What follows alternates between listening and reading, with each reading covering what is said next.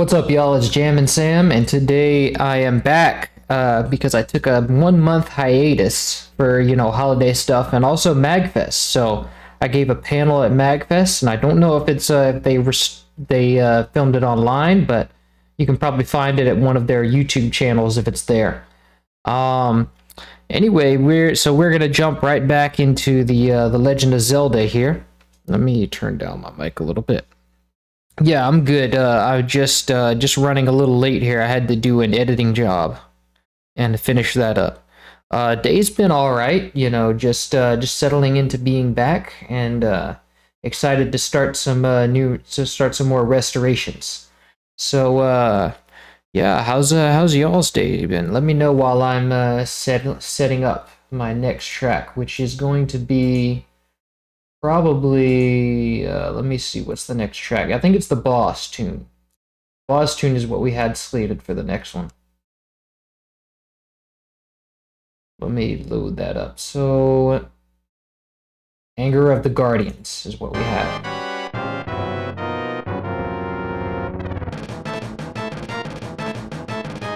So you guys can chew on that.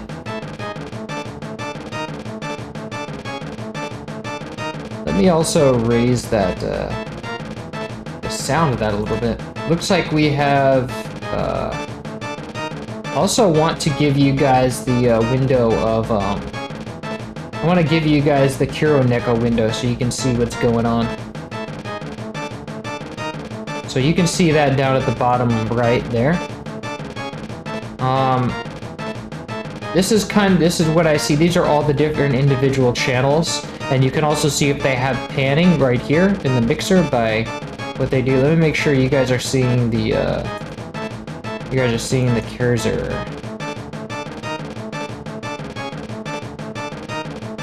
So this is where you can find the panning if there is some, but if there's not, so it's just going to be center. I think it's pretty, like, the entire song is mono, actually. Let's see. Good to see you again. Hey, good to see you. Good to see y'all. Glad to see you back. What's up? Welcome. Welcome, everyone. So, with that in mind, let's load up our MIDI. I think this is just going to repeat indefinitely until I stop it. So let's load up the MIDI for Anger of the Guardians, which should be here. You guys won't be able to see this, but I'm doing some stuff. So don't start new project because we have some stuff lined up. Some mixing buses already made. And so it looks pretty simple. This will probably be done in like 30 minutes or an hour. So you have that intro. We have that intro. That's the long notes here. And then you have this looped part here, which is a very short looped part. So let's see. We can kind of put the time signature block marker here, because that's when the intro ends. That's when it starts to, and it's an odd bar, so that's going to be useful. Let's see what we have for the first. Hey, quick question: do you do every restoration on your own? Yes, every restoration is live streamed to almost every restoration. Not the really early ones, but almost every restoration has been live streamed, and you can see it. You can probably still access those old ones as far back as they go. So let's see. Got some people who know each other. There we go. Alrighty, so let's check out this first channel here. Let's isolate this first channel by clicking on, by just kind of disabling the others. Let's isolate channel 1.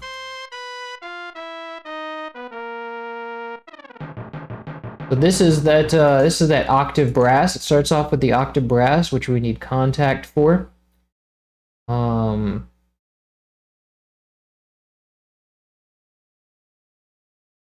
And then we can go into, oh, I won't be able to see it here.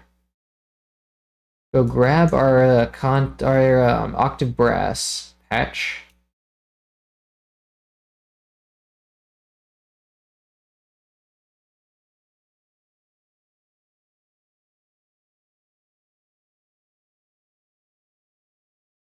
Wherever it, oh, it's an, oh, I forgot I used this sample for that.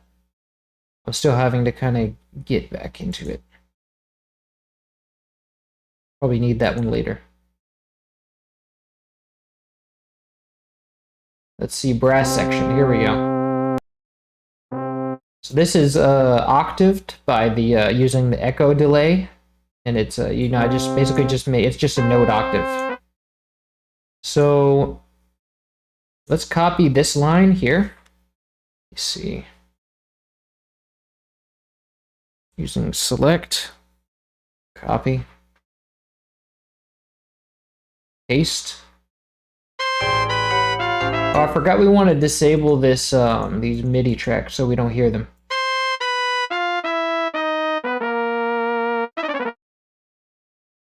Okay, and I'm guessing that probably all of these are just brass. Let me see if there's any outliers in the intro.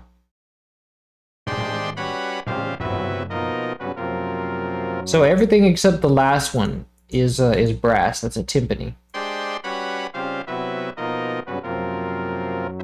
And you can tell which wave it is by the little TN here, this number right there. And 11 is the brass, so everything is 11, so we're good. So we can just really just copy all of this stuff. Let me reach for my control key here. The only bad thing about this setup, I have to reach so far to get to the keyboard.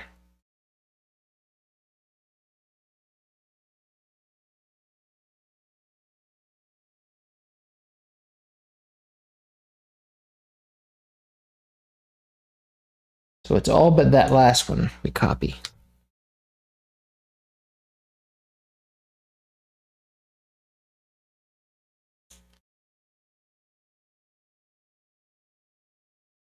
I think I didn't work.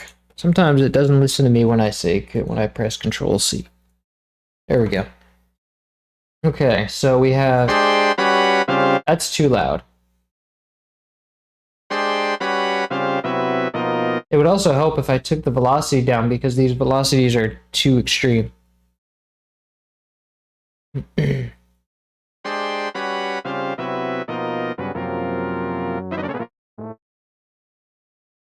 Oh, and then there's this one note here that I can delete. Cool. So that's the first, well, that's really just the intro brass. Actually, I should have made this in a different pattern, actually. Let me make a new pattern and call it intro. And then just paste that here. And then I think this time signature, let's see, da da da da da da da. I think it's like a 3/4 kind of thing, so. Actually, this whole song might be in 3/4, so let me just change that.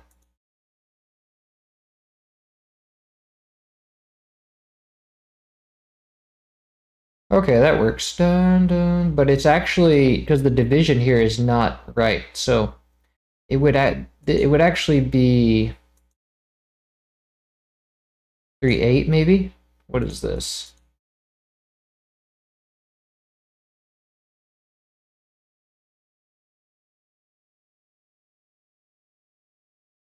Yeah, it's still not right. I mean, that works because look, the line is like right here. So. Oh, but that makes it too fast. I can't do that.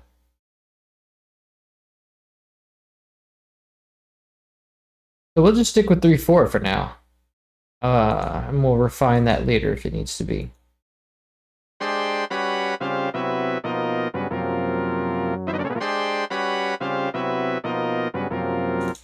Cool. Let's see what y'all are saying. Yeah, this is FL Studio.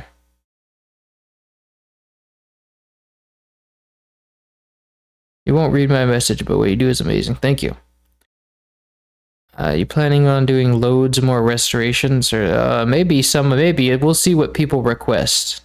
I have a Secret of Mana on the chopping block. That'll be coming soon. This is FL Studio.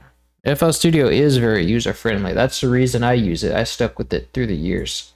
The UI is very intuitive, and it's much more pleasing to the eye than most of the most of the DAWs I see. Okay, so for this one we had a timpani. This first thing is a timpani. It looks like this is just no, it's just 4 repeated bars. For the whole song, that is. And for the for this track, for this line, it's just 1 repeated bar. And this is actually 4/4. Dun dun dun dun dun dun dun dun dun dun dun. So we can change this back to 4/4 just using a time signature bar at the on that intro. Time signature marker at 3/4, and we can experiment with that. Is fine. That works fine. That's a good close enough. Tick, tick, tick, tick, tick, tick, tick. I don't know what that would be, but so you got that intro, and then we have this timpani here. Well, I think I copied it already. Let's see. Find first, call it timpani. And then we should drop our timpani, which is, I'm forgetting all the patch names that I made, or whatever, what the patches were. Yeah, it's a wave, which is a sample. And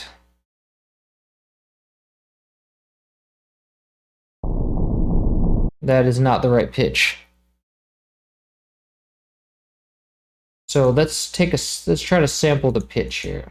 Figure out what it is.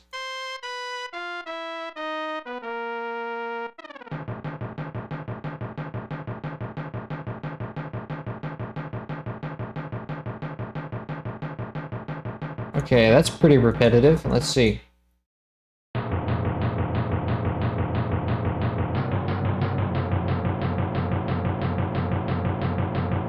And let's give it a volume envelope.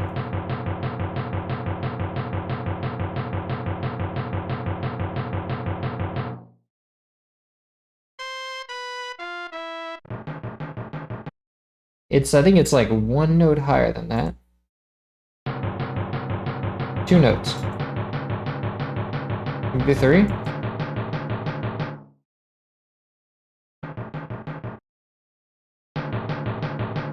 There we go.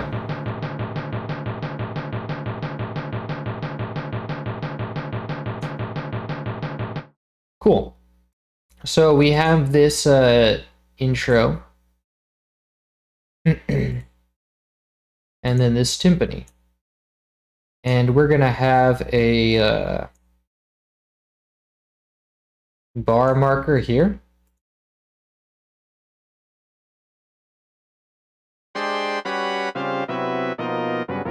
And we're gonna put 4 of these things. And then for our brass, we have, let's see. Or for the next, let me just go switch to the next channel.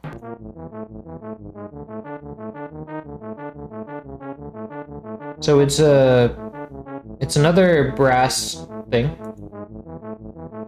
This is gonna be like bass brass, so you might have to put in a different channel. Okay, let's copy that. Just the 2 unique bars. Call this, should be like tubas. This is basically supposed to be tubas. And let's make another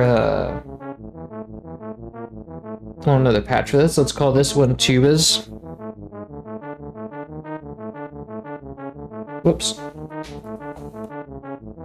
I can't type from right here.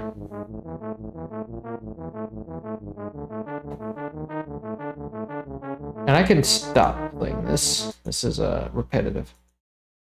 Then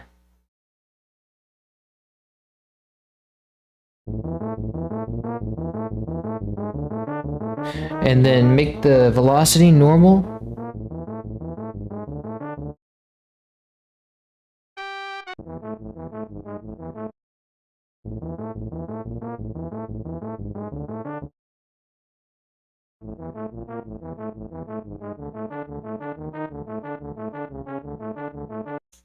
Sounds a little bit different being that it's played so low, but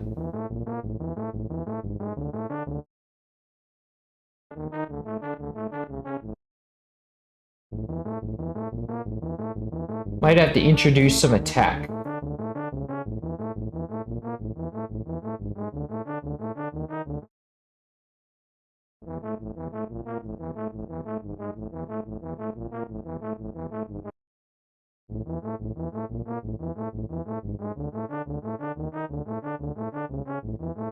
Might have to look for better samples later on. We'll see.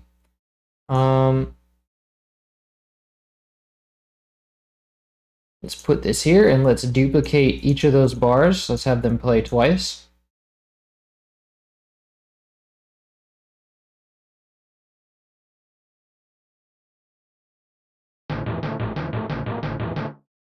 And I want, this is a bass, and I kind of like to, I usually like to have my basses peak at -6. And first of all, let's give these a each mixer tracks.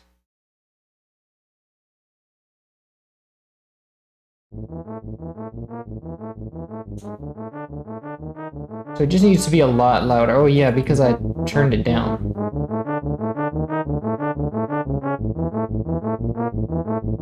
And then I want my timpani to also be -6 because it's basically like kick drum. So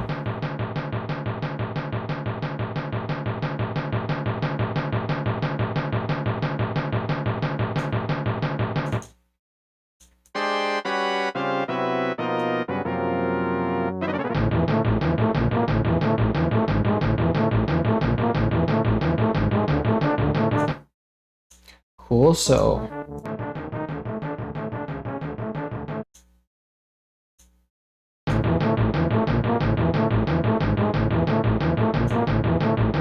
or maybe it's supposed to be in a higher octave than that. That actually could be possible because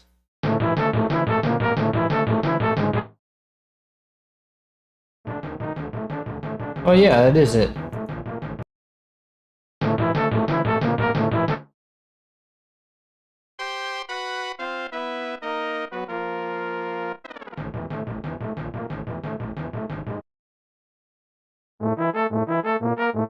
Maybe not. Have you ever tried to restore NES songs? No, because the NES songs are pretty much just pulses. So if you did, it would just be a simple resynthesizing them. And I never really tried. Well, you know, there's also drum samples for a lot of NES games, but yeah, I've never.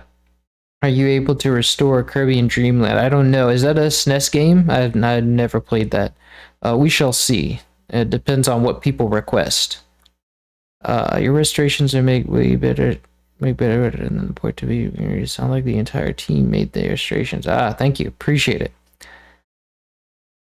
Requests Super Mario RPG would be amazing. Yeah, requests are welcome. I generally go with a soundtrack when I hear people request a lot of it, so. Or a lot of people request it. Well, what's up, Xavier? Welcome. FL Studio seems very... Alright. Alright. Have a good time. See ya. Anyway. Thank you. Now, so this, I think we've got the bass line correct now. Because it sounds like it's right.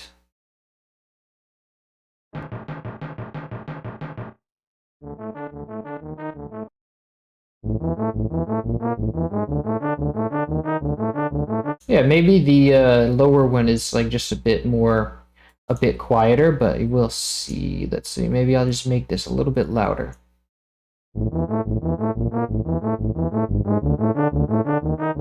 Oh, it is. Oh, that is the louder. Because it sounds like the higher one is like louder. But also, there might be a little bit of reverb on that too.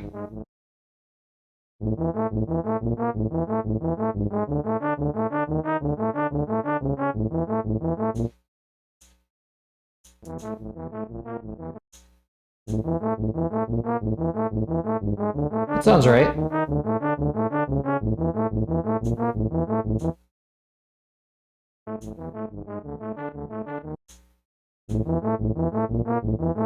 Maybe it's more like 50. And then we can make sure that hits at 6 on the mixer. Cool. And then now we can move on to the third track. This is 3 and 4 are the lead brass.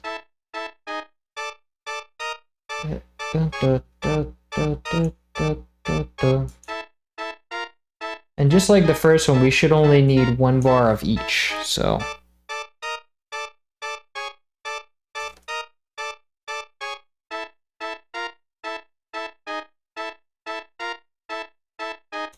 Let's call this lead brass, if I can catch the keyboard.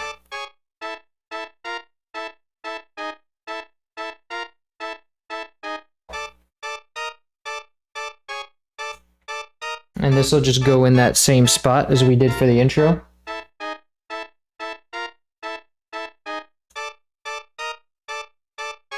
And then we grab the other line. We can mute this part, mute the original now. Let's see, let's just grab that same line again.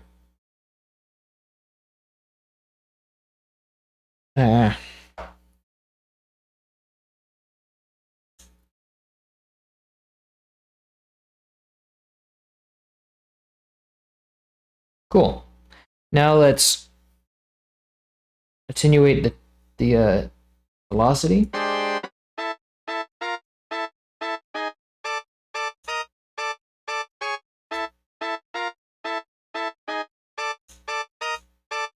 And let's place it down here.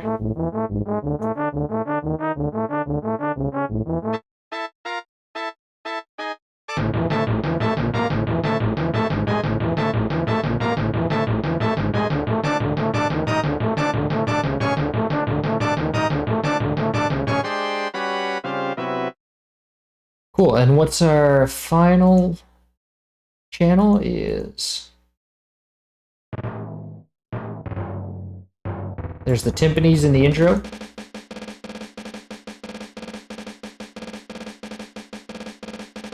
Oh wait, am I using the old... I think I'm using the old timpani by accident. That's snares in the main mix. So let me see. This is what I need.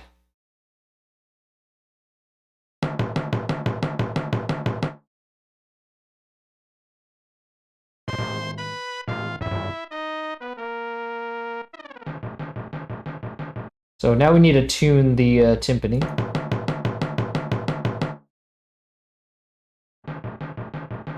I think it's already tuned pretty well.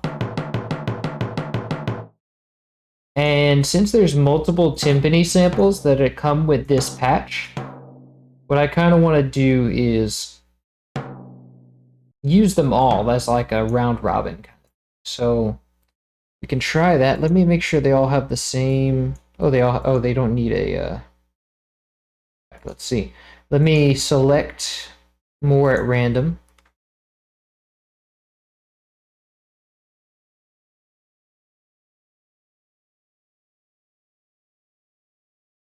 And let me try using two. Well, let me only use the first one. See how that goes.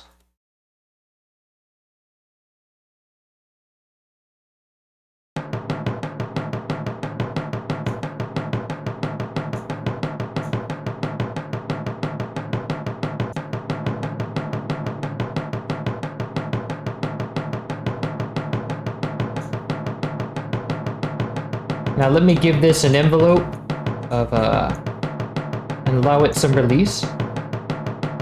Wait, might be able to allow it. No, better not do that.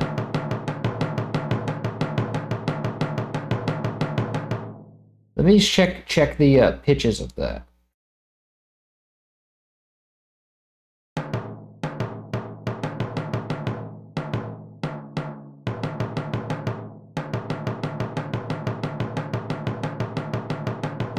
One of them's a little bit higher.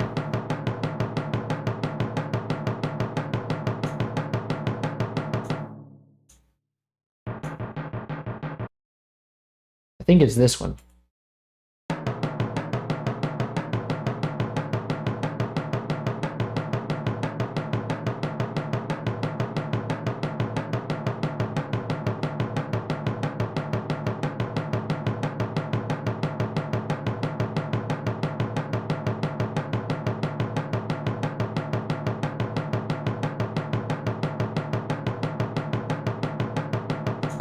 I think that's yeah, that's good. They're probably about the same. So let me try using the third one now. Let me grab some more.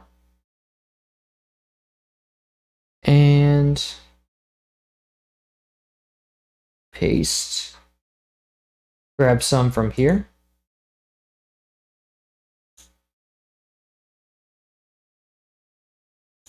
And I don't exactly know how to make it even. I guess I'll just try to, let's see. We can do like this. How about this? We just do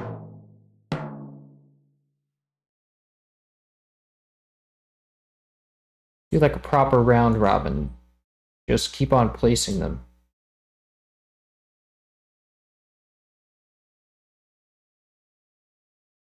And then we go dun dun.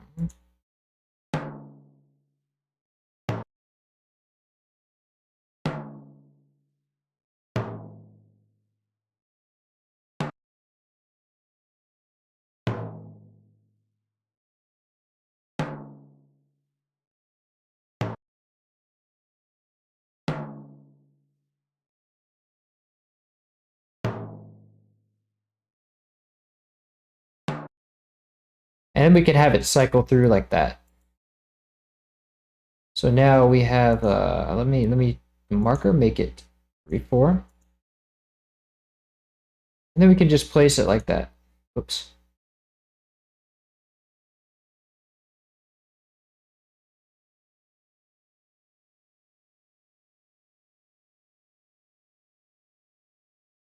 And then it's going to repeat twice, so we could do that and just Control B to repeat, and then Control B a bunch of times.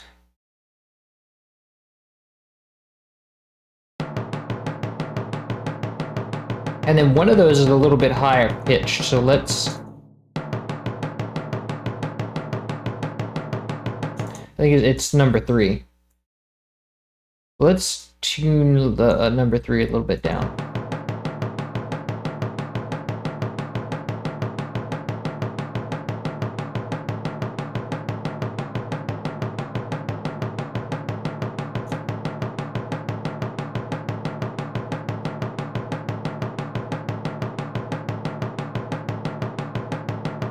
And maybe this one's a little bit high.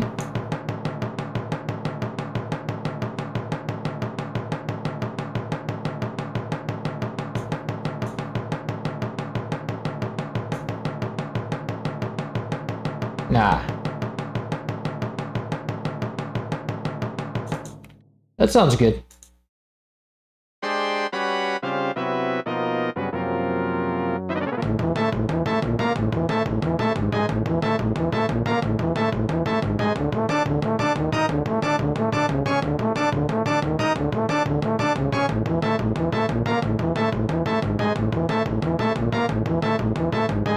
Cool. Now we just need an ending for that. Well, actually, I should get the snares first. The snares are...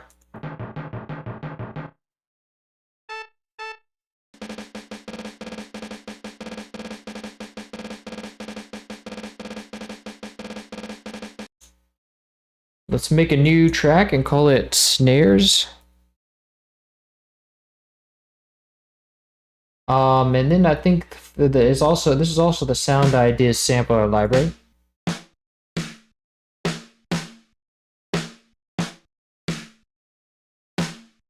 We can also try using this round robin here, and for this, let's use FPC. And actually, let's give these all the same mixer track. Make empty, no, wait. Empty preset and drag. Actually, well, it'll be easier to handle the whole round robin thing. There and there and there.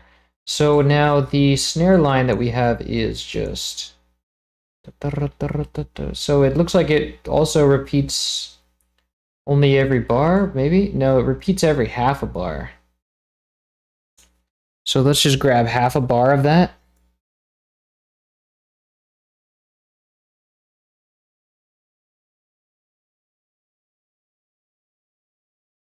But I kind of want it to be able to round robin a few times, so let me also like just paste that again. So let me just kind of cycle it through.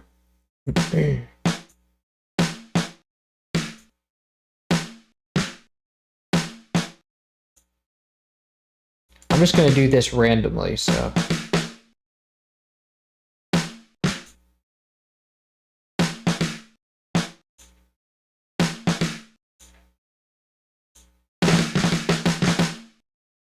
Wow, it sounds like a mess. Let's also attenuate the velocities.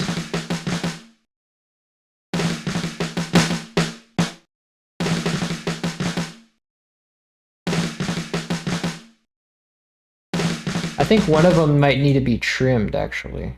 Let me just check on that. Let me add them here.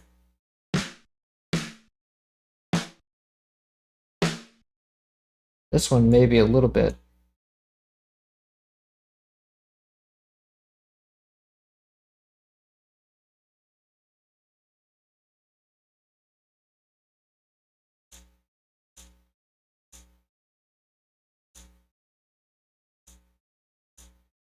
And there's also a roll. We might be able to use the roll.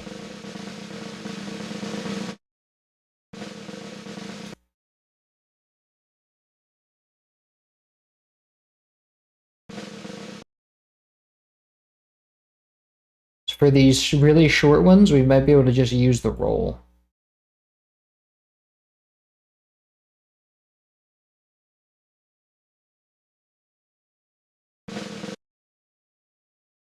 Let's quantize this note.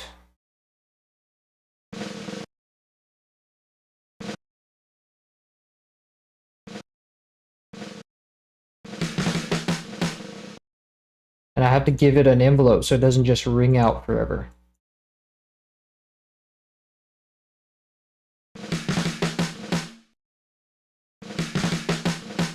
Let's normalize it.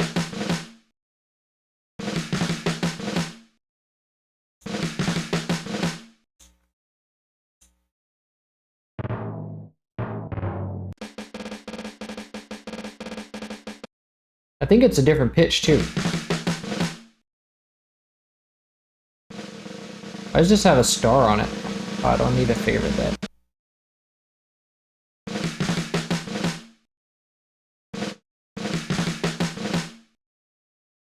And let's see, I think there might be a single hit snare at the end, maybe? No, it just ends. Okay.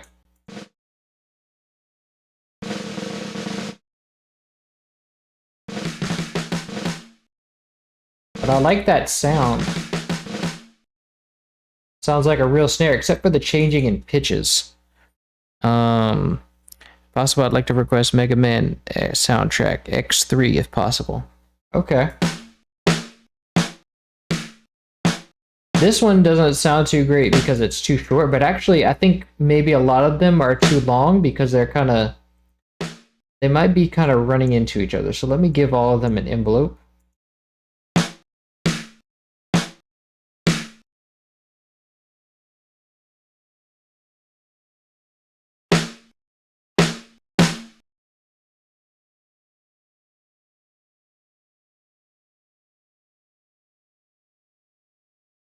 Yeah, each of them kind of, well, this one kind of gets used twice, so.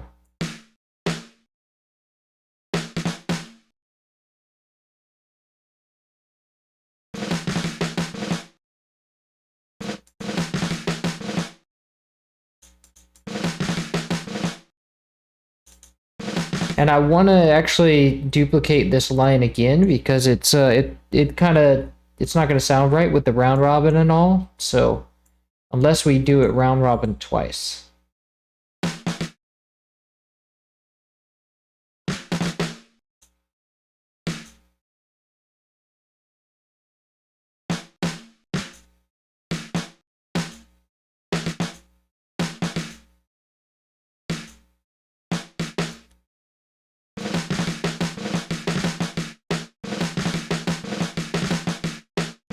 Oh wait, that's out of order. I have to leave some space for the other rolls.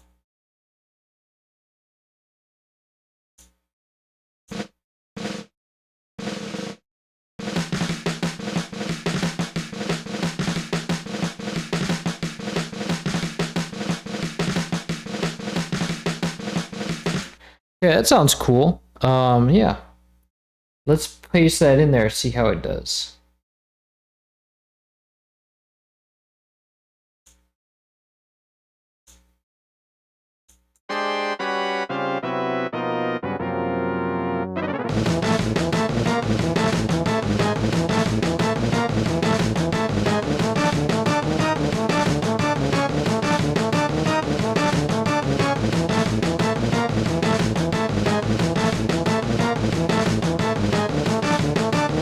And I kind of want to be the rolls loud. Kind of want the rolls to be louder, actually. Let me see.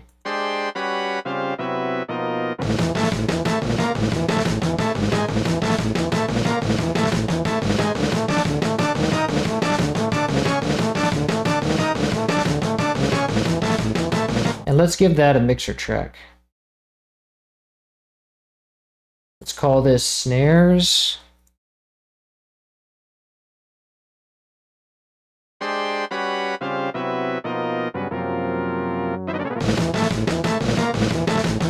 But those are kind of entirely too loud. I don't know if that's maybe the rolls are too loud, but let's see.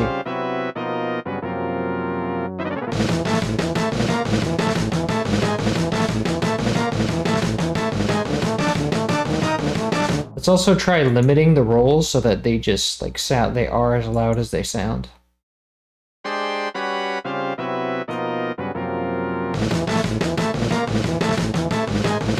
Okay, the rolls are good. It just needs to be, well, peaking at 6 is fine because I also like my snares to kind of peak at 6.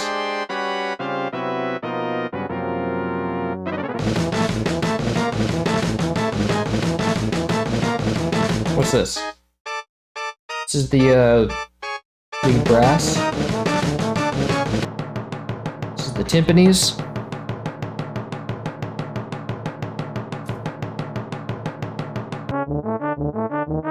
Tubas.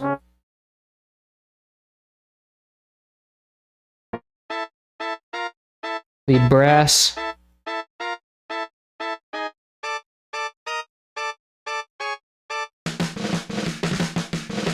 Snares.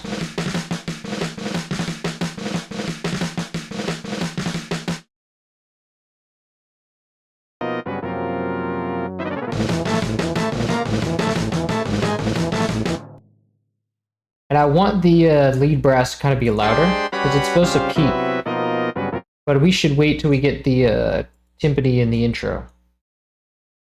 So the intro timpani comes in here. And what does that sound? I think it's lower than that. What does it sound like?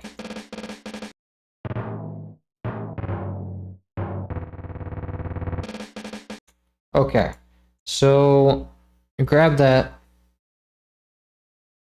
And then we're going to kind of put it at the beginning here. Well, actually, I better make a new pattern because I don't want to move all these. Let's see, timpani intro.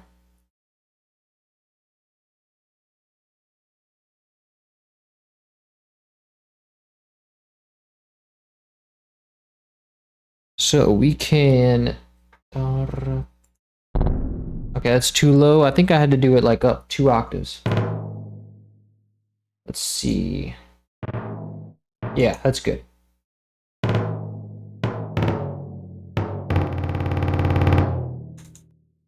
Okay, so I just want to select more at random.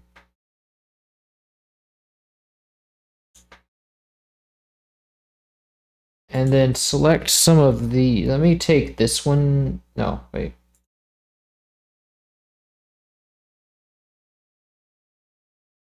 Oh, let me give this one.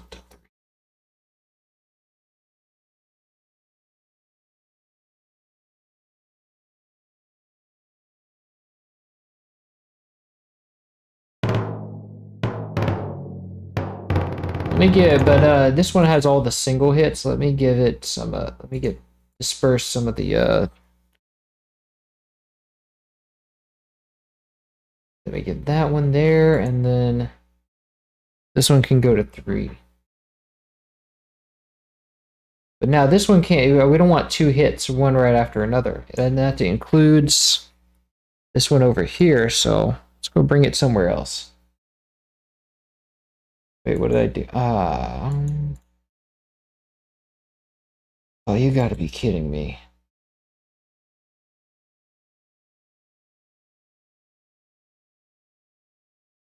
Cut, and I'm gonna bring it here. Let me select some more, well, maybe.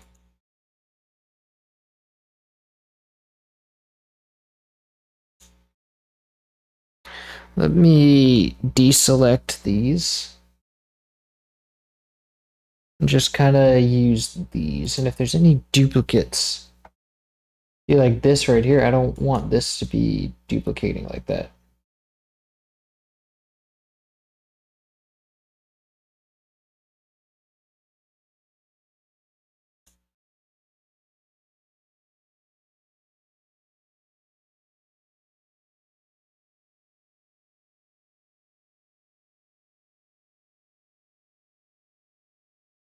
Like, see, this is another duplicate. Give this a 3, and then take this one. Well, this is going to be a whole mess. I'm better off just doing what I did before, which is sort of every third. Just place it every 3 times. So.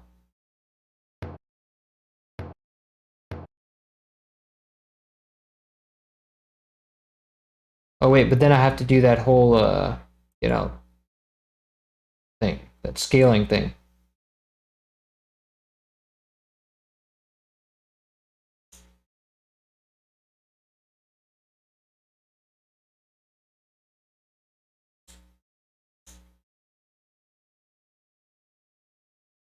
So this one will be in the middle, and I think I have to change to triplets.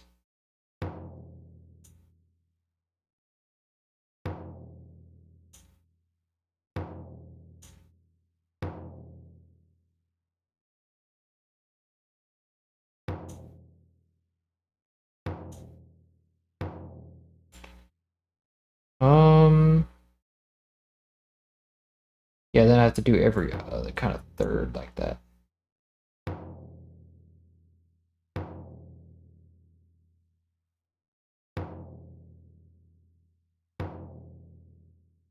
And then scale it up.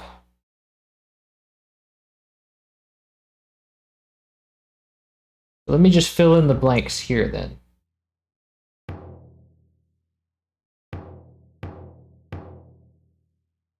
Also, I need the third one here to be like, wait. Move the third one here.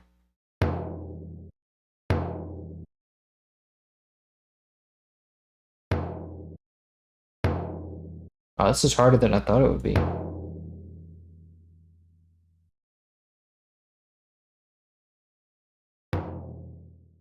Well, it's because I'm trying to put it at a new bar every time.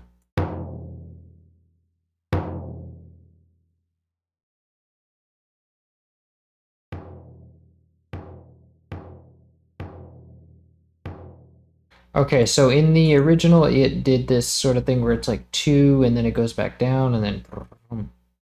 Okay, so it ramps up like that.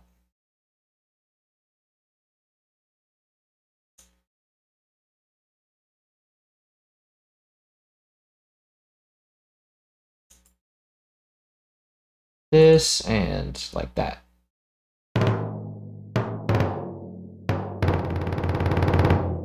There we go. Now it still has kind of, you can hear the cycle when it does the whole run thing, but that's unavoidable.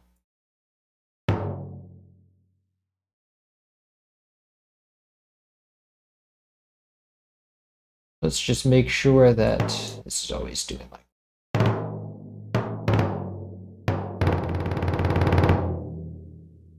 And then if I do that, I want to scale the velocities so the velocities are kind of normal.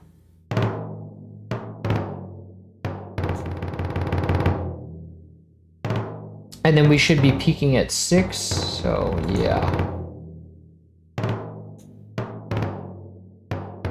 And then that intro is going to go here.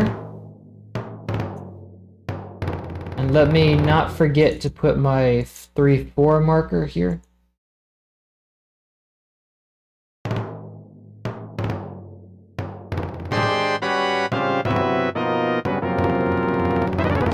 Now we can make sure that the intro kind of peaks at 0.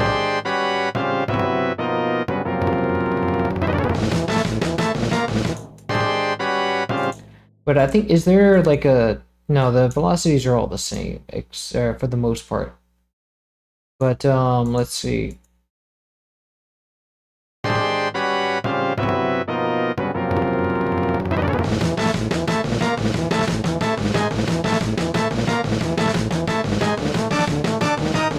That's good, it doesn't have to peak at that part. Actually, it kind of does, because I think it's peaking in the original.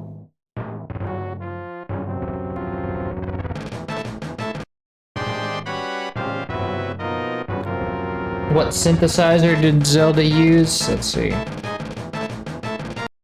Zelda, it used the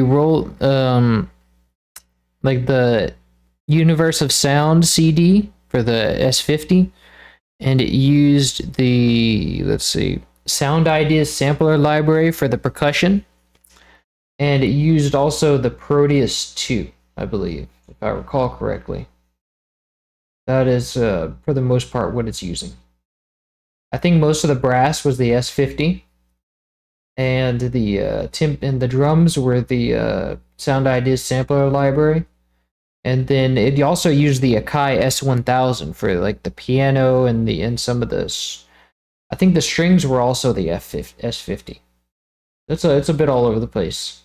You can find you can, in the bottom of the videos, you can see what devices go to what.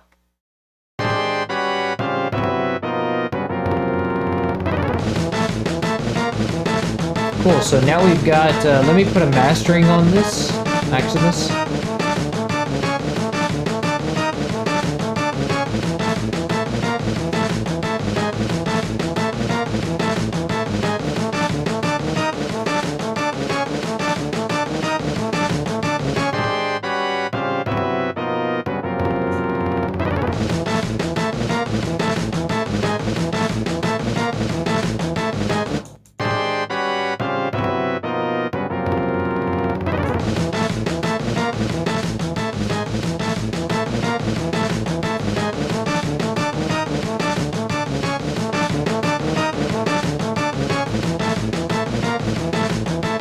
Cool, so let's see.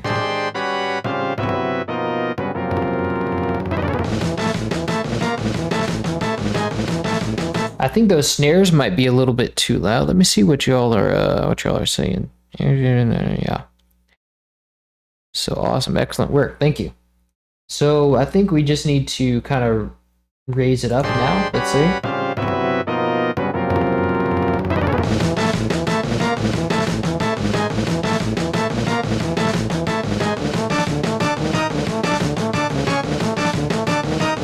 I think probably the snares are going to have to come down. Not that much.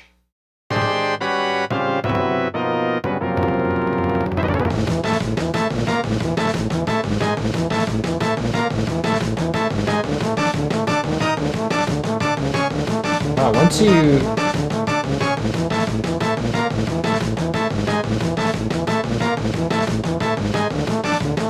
Something is spiking whenever it goes up to that top line. Something's spiking in volume. Let's see what it is.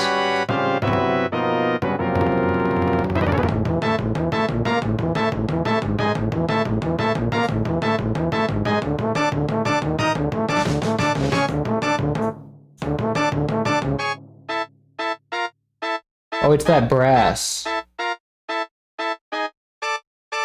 No, it's not.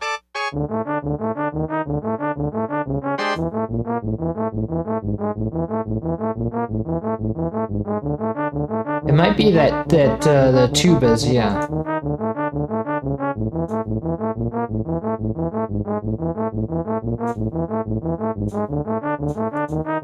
Let me put a limiter on them.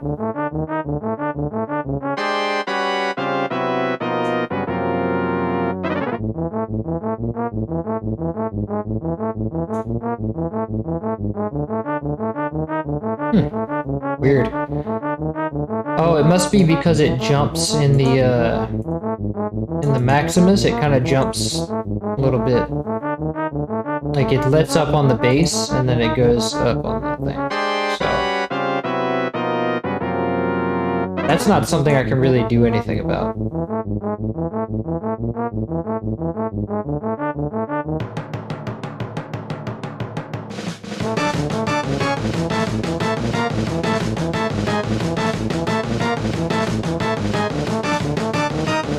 I think we just need the snares a little bit less.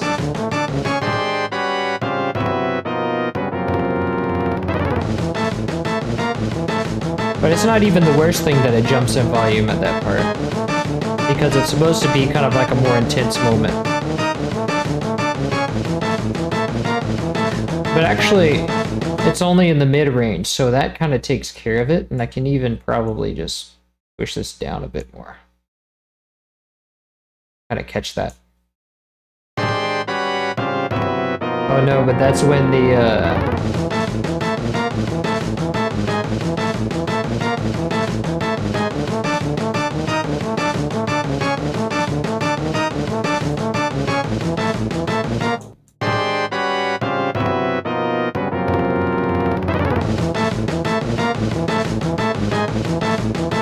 there we go.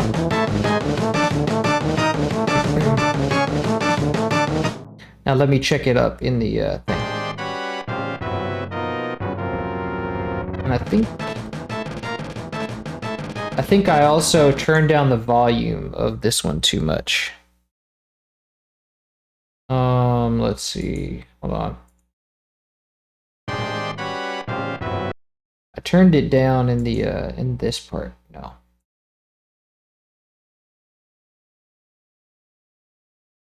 Yeah, I need it to be like 50% or 40, 38 will do. There we go. Cool. And I think that timpani just needs some more bass, to be honest.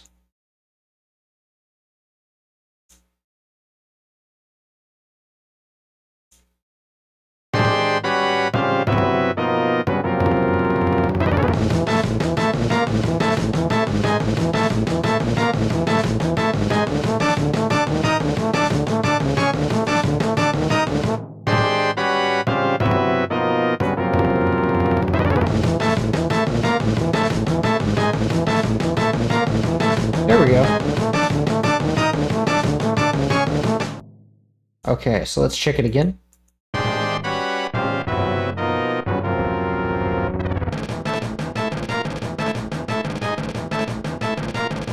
Dun, dun, dun, dun, dun, dun, dun.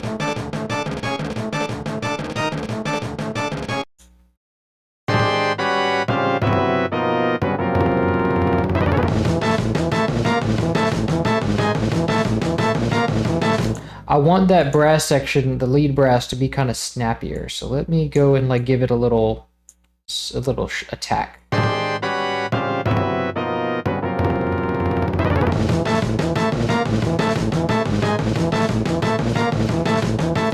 Actually, I want it, but I want it to not be on the intro, like on the sustain brass. So let me keep this as sustain and then make this sort of a short attack.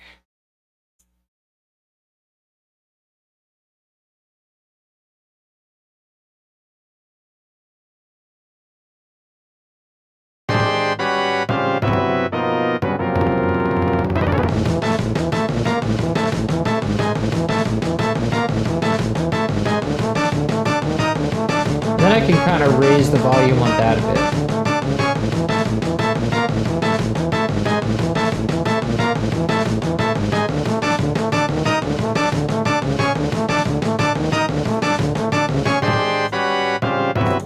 And let's also give this kind of an ending. So let's dun dun dun dun.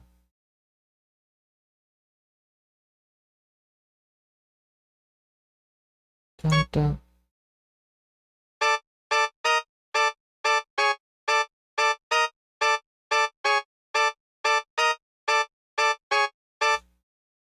Dun dun dun.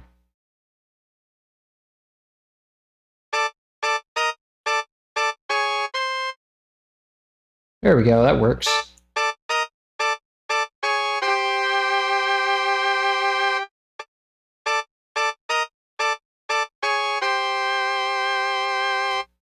Okay, and then let that fade out.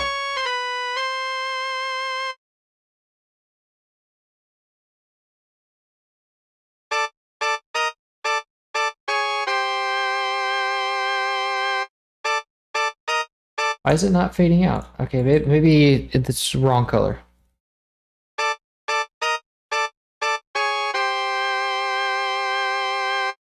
And actually, I think this comes in a moment too soon.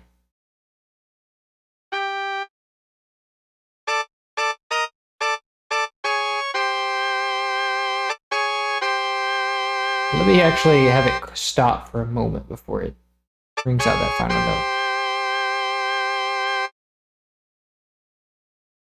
Okay, and then let me get a final timpani, the final note for everything in that end there. Let's see. Tubas can be doing, let's see, what are they? Actually, let me just do like that. Let me just make that unique. Then dun, dun, they can ring out for that bar and then just do dum. There we go.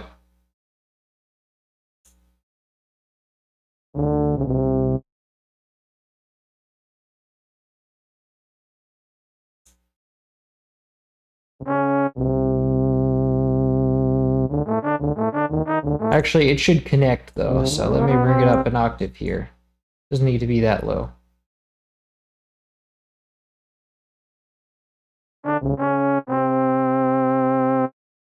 Nice.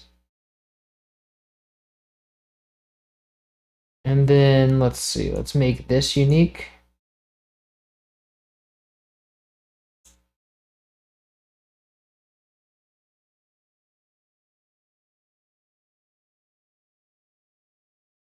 And actually, let's add that part from the intro again. That could be fun.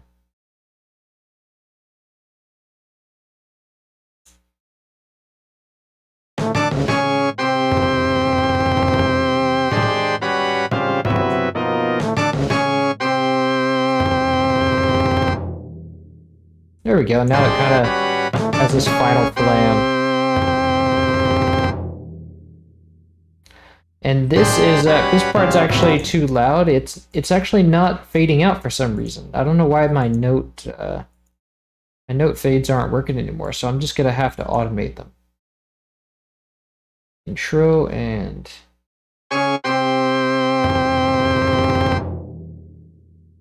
there we go.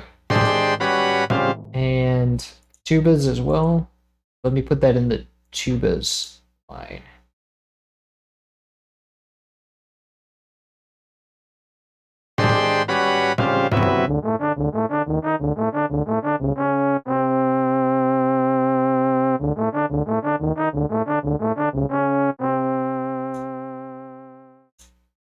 Okay.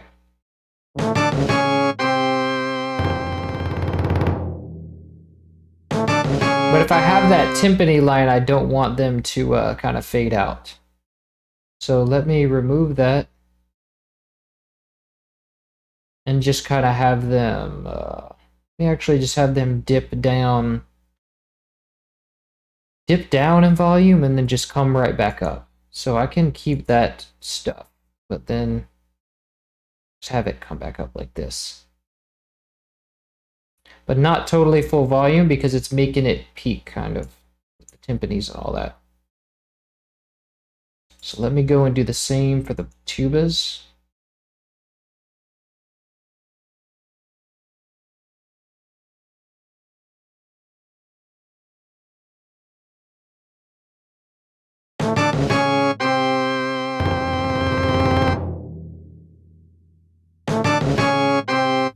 And so I think it's still peaking. So let me also do that by making this unique.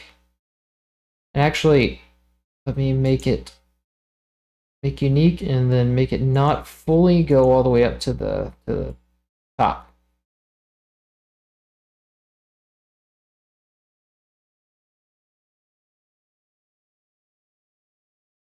There we go.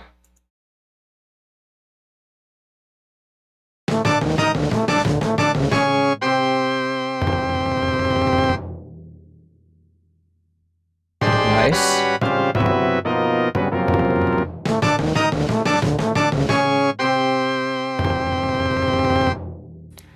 And then there was just one more. I just wanted to have that connecting timpani note here.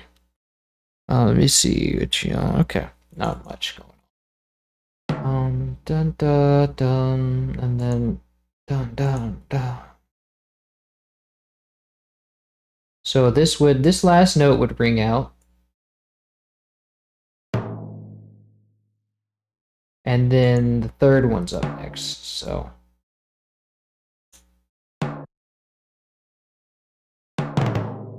Actually, let's do that bottom one again.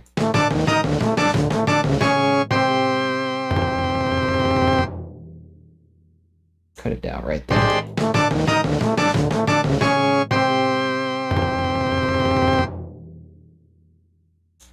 And then let me also have the snares kind of ring out there.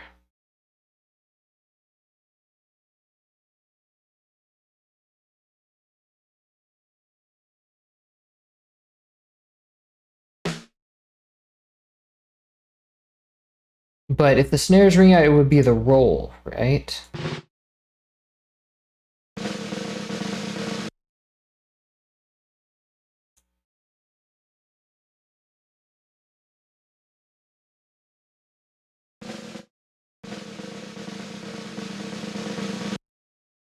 I don't need it to ring out that long.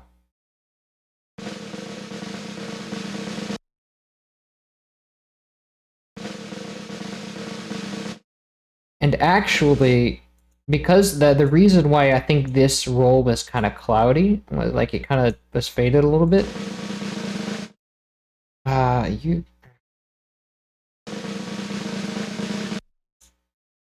Was because it was using a lower, because these 80 samples are old, so you have to be careful about using the lower sample range, like lower volume sample range. So if I do like that,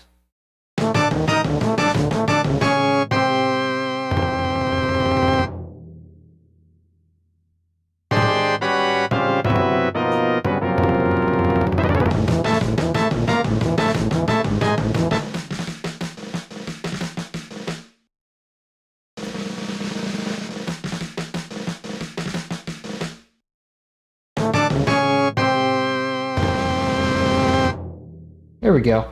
That sounds good.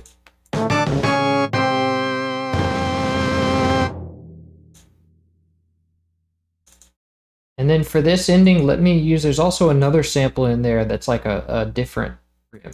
I can't really use this in the main thing because it sounds too different, but it's perfect for like accents.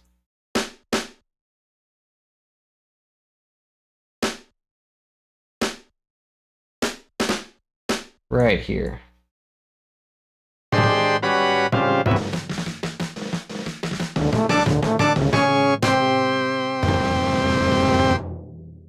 think it sounds better without it, like without that accentuated too much. Let's see.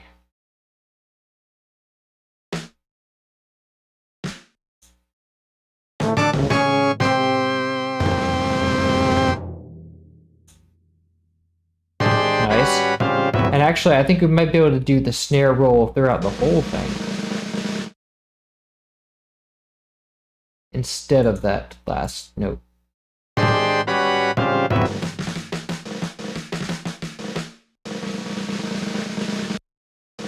I need to let it ring out for longer then.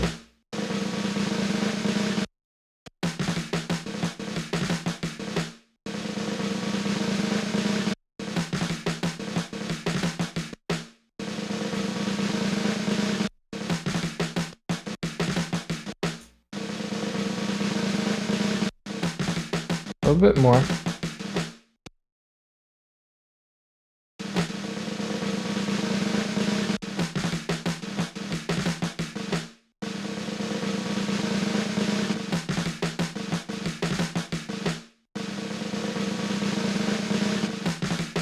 There we go. Okay. So, let's see. And now I need to raise the snares, well, that snare even more.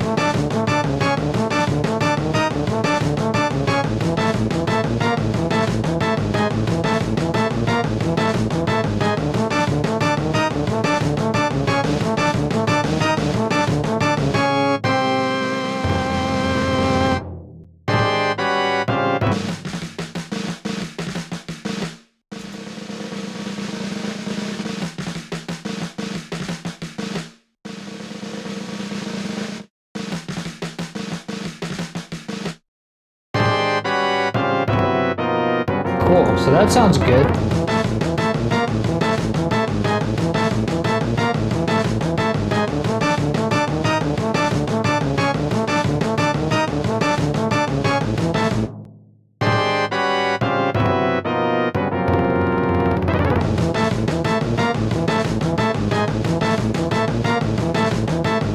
Now let's reduce that volume a little bit. Give it a little bit of range.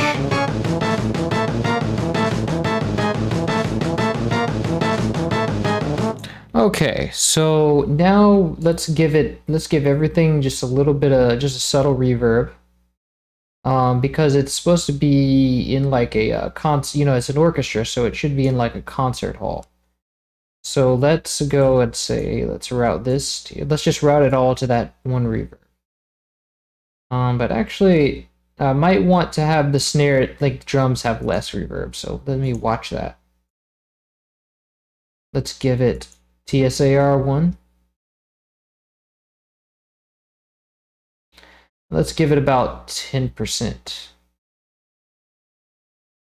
make it hall, because it should be in like a concert hall. Let's send this to this one, and let's see.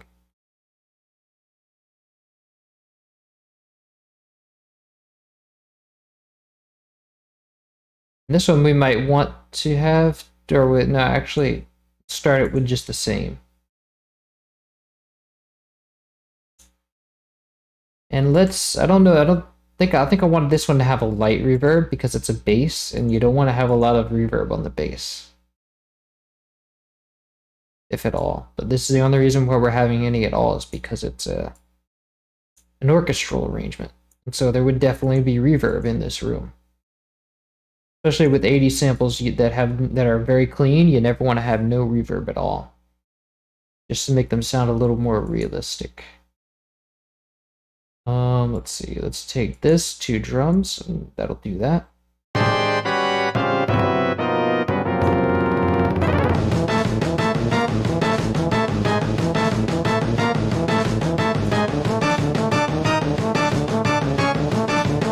I think we can go a little bit heavier on the lead.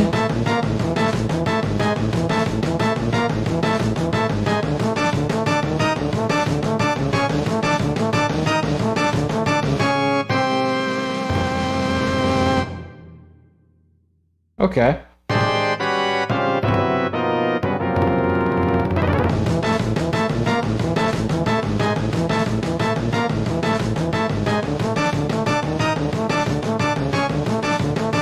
Cool. That sounds good.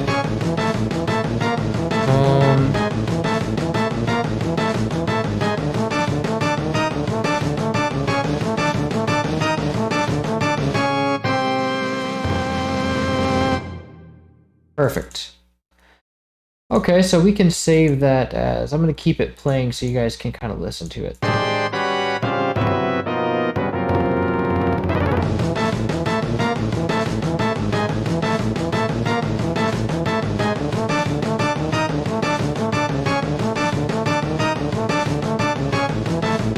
Let's call this anger.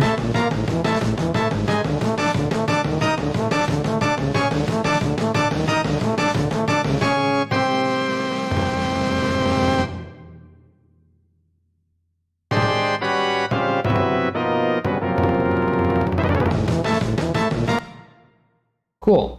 So, let's see, I'm gonna make the title.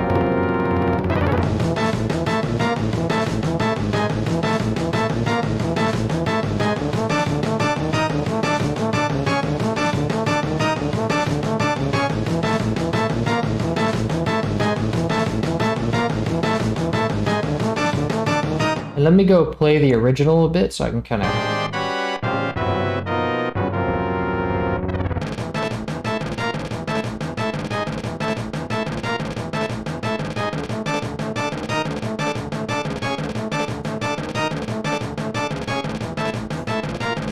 Actually, I forgot to do some like light mixing on each of them, so let me try to see what each of them needs, because a lot of them need a little bit of saturation.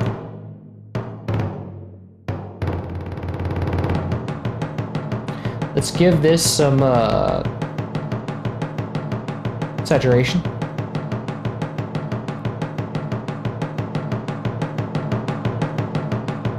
Make it feel a little more bombastic. And let's take down the reverb a bit. I don't think we need that much reverb. Let's give it like 10%. Oops.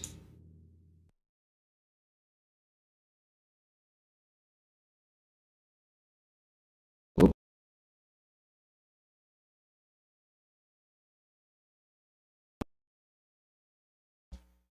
Gonna have to find another, hope we can get another, backup that didn't take too much off. Yep, it's definitely crashing.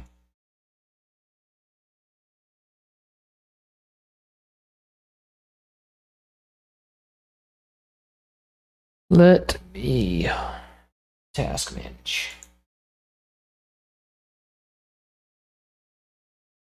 There it goes. Okay, restart again and try to find a backup. Because FL Studio takes backups of everything. And I think we had actually we had just saved it, so it might be better just to find that project and kind of reload it.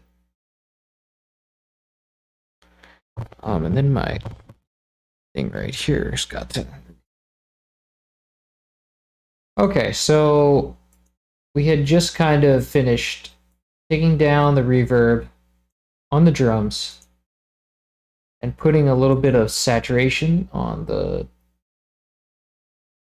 timpani.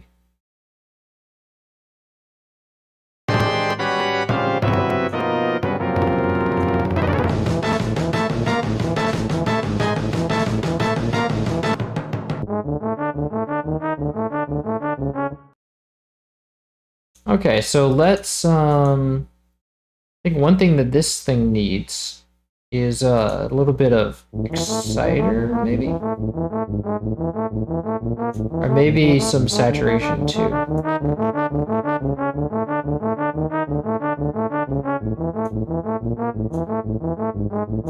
And let's kind of audition that with an exciter.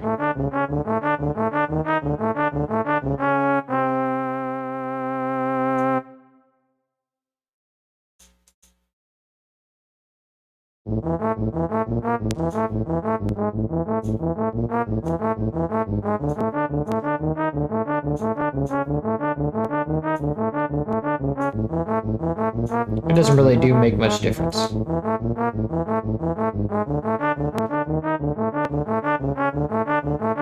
I like kind of what that brings out of it.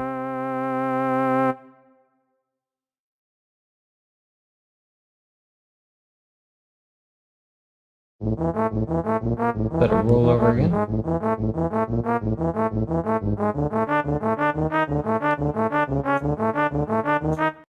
And let's also give that an envelope. Let's just kind of make it, give it a sharp tone.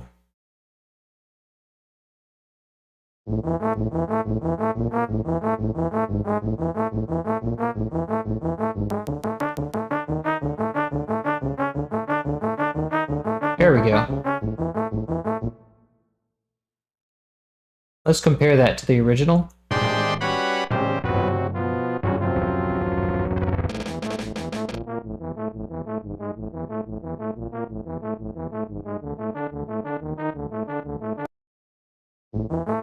Okay, that's good.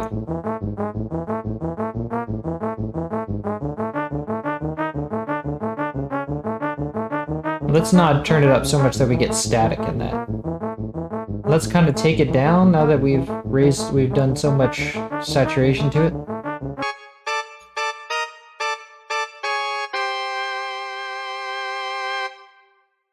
Okay, and let's put a little, I think we can do saturation on this one since it's already has a lot of highs.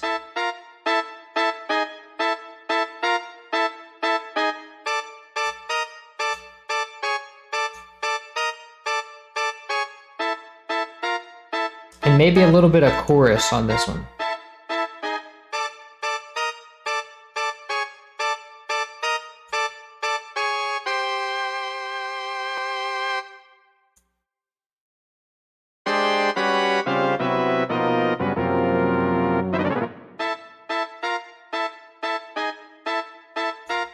And maybe not as much reverb. Well, it already has about 10%.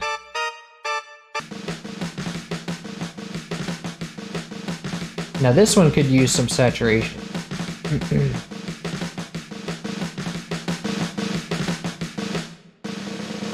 There we go.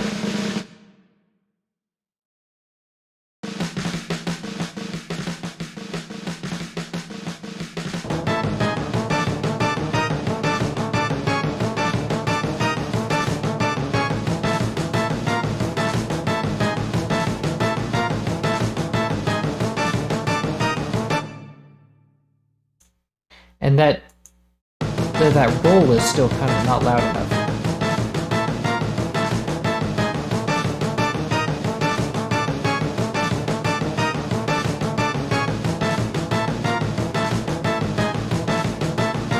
Oh, that's because I didn't raise it in the pattern.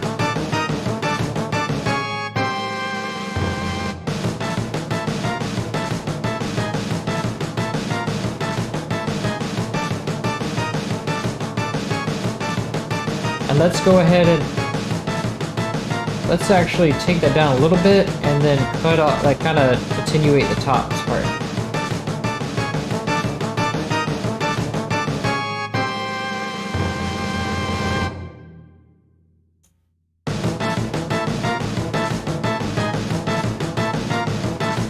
There we go.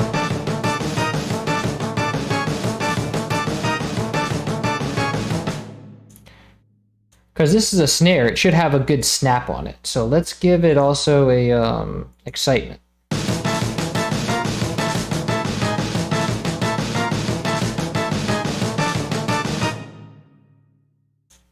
There we go.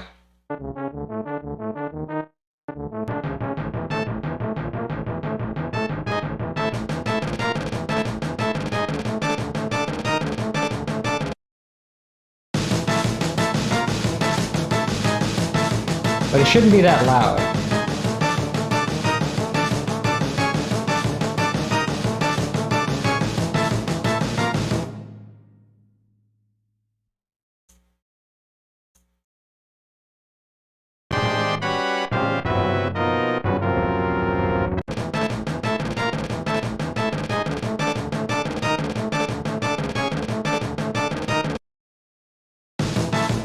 But I think also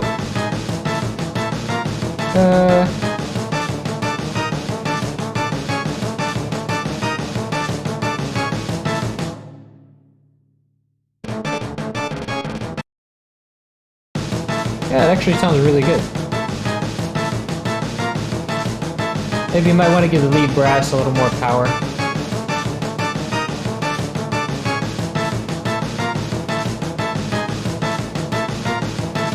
That looks pretty good as far as the thing is gone. But we can actually raise this a little more in volume, probably.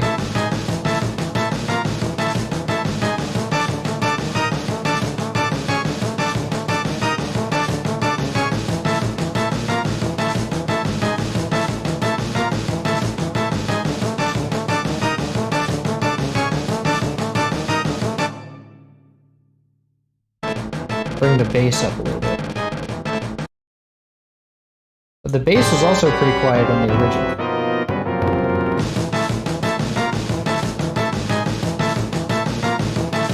It's still pretty quiet, but...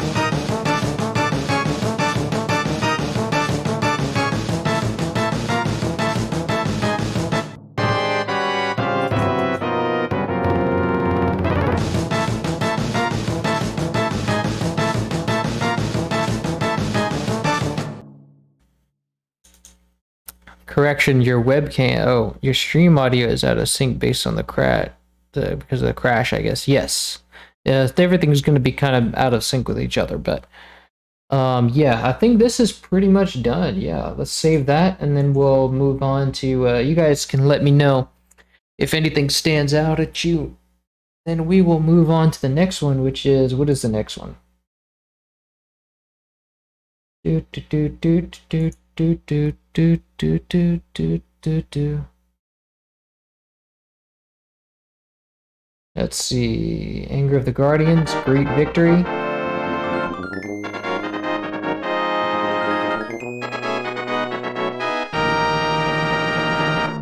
But I really kind of want to make a, is that the only jingle in here? I think that is. So let's do that. Wait, there's also Ganon's message. No, that's a whole track. We'll do all the, we'll wait and do all the jingles in one go. As for now, let's do Silly Pink Rabbit.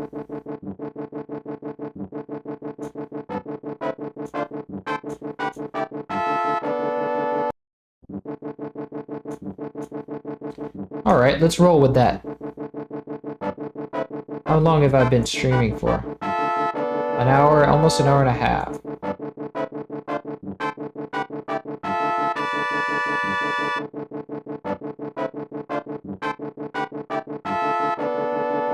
Let's grab our MIDI.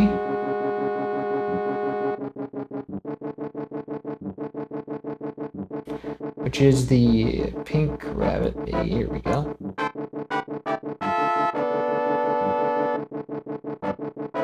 And delete these.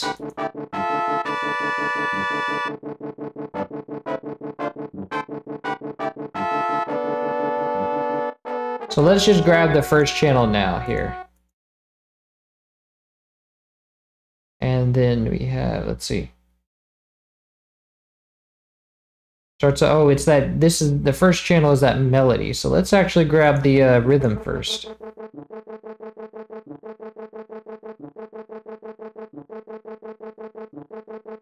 And I want to say that this is the, let's see.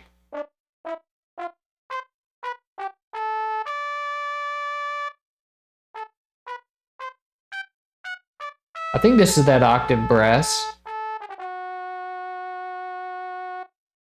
I think this might be a different one actually, because usually that one is 11.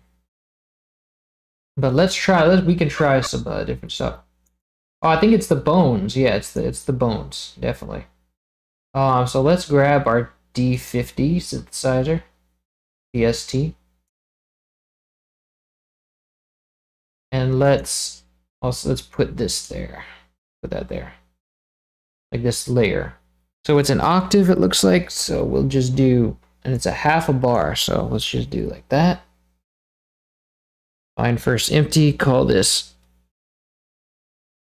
accompaniment brass. Accompaniment, whoops.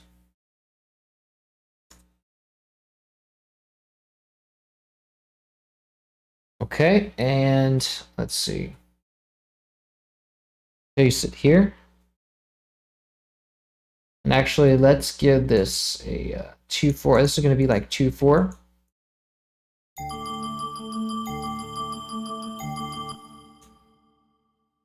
And that is not the patch we want, but bear with me. Let's grab the lower layer. Actually, the lower layer is just an octave, so I can just say, hey, I want this to play in octaves. So I can do like this. Drag the pitch all the way down. Whoops, someone sent me something. And then drag that to 1. And then go find the I-85. Oh, let me take that down. 185. Where is it? The bones. No, it's 8-5. Bones. There we go.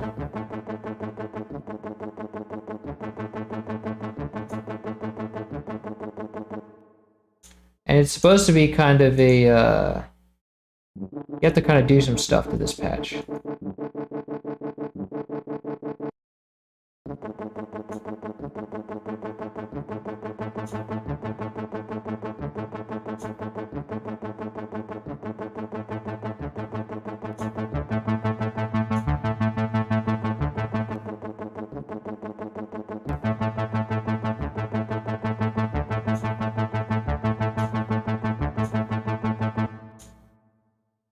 I don't think it allows you to do the mod wheel very well, so let's just see. We want that one. This one you can't even hear, so it doesn't matter.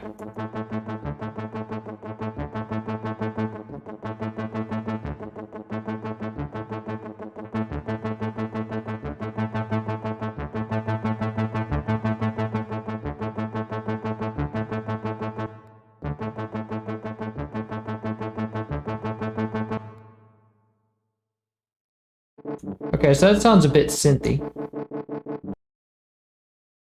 Yeah, it doesn't sound great on the low registers.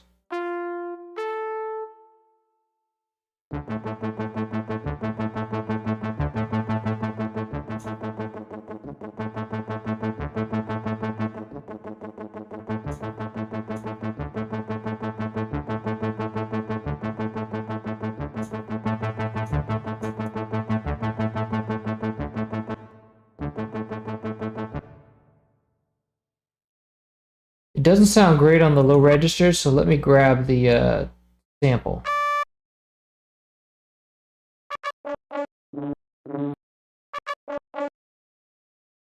So this sample has the raw waveform.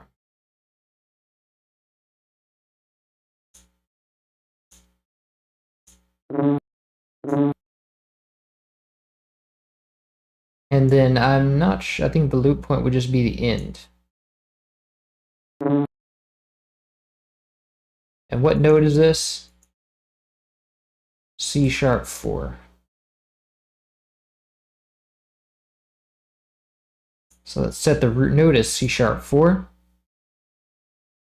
And then finally, let's loop the thing. There's another weird thing right here.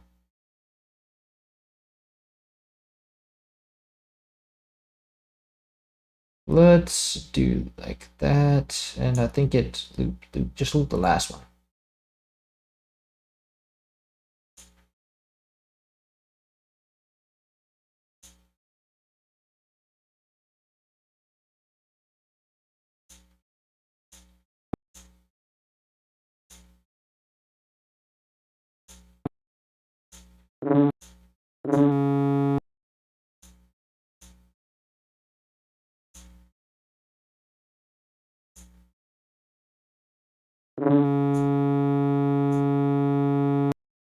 There we go.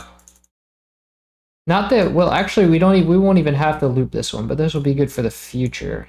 Whenever I use this wave again. If I have to use this wave again. Anyway, so we save it. Let's see, and this will be C#4.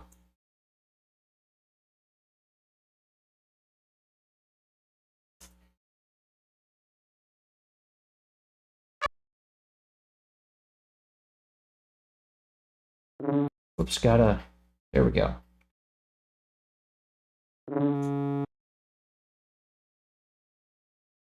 So let's take this from here and then paste it down here.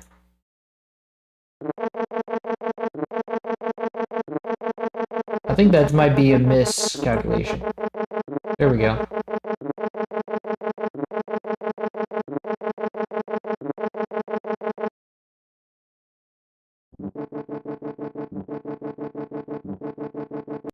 And now I just have to octave it.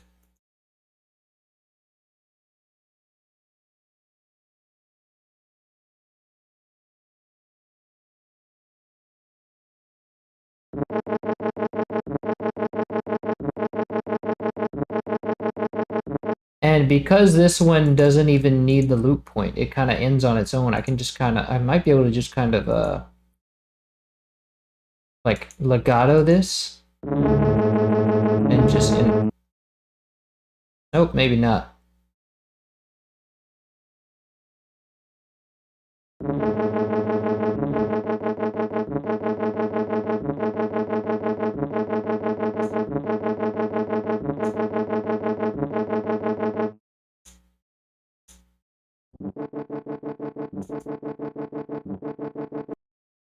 Sounds all right.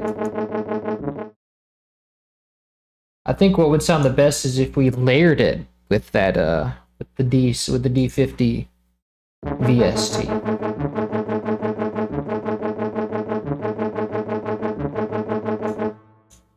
And we can kind of remove one of those layers because, well, the transient's there.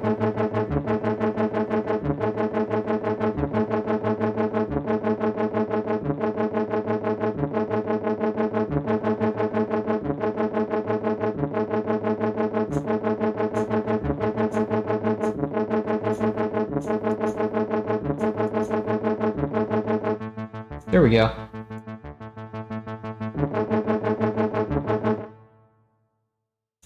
But it's also out of tune a little bit. Let me see.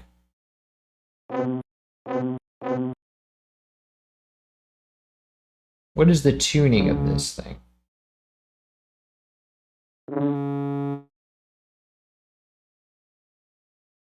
Let me put a tuner on it.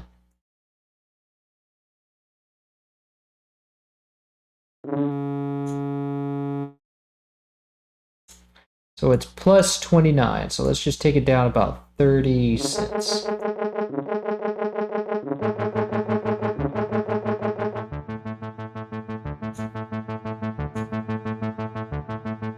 And this one's out of tune a little bit.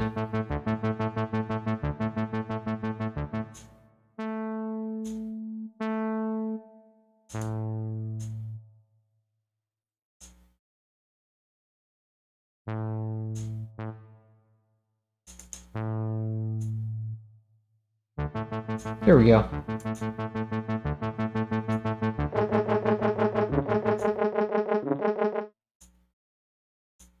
But this one is still out of tune.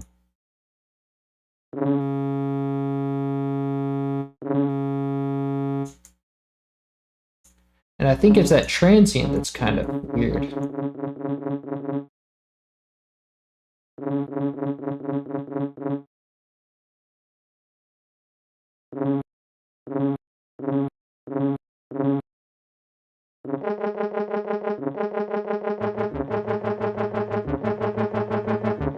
I'm just gonna have to do this. I'm just gonna have to do this by ear. So let's see.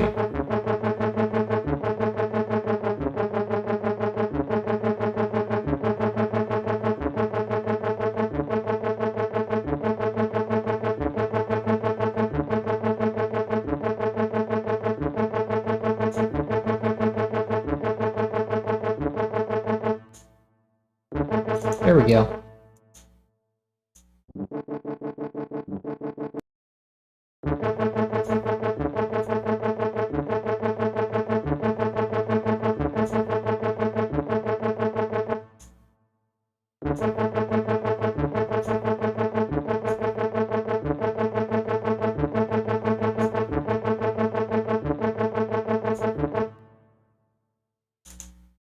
There we go. That sounds pretty good. But now I need to remove that reverb that's on the machine because we don't want the legacy reverb like that. We want it to be modern reverb. So let's say, where is the reverb time? I always forget where that is on here. Let's see. Ah, here we go. Chorus, let's see. Effects should be here.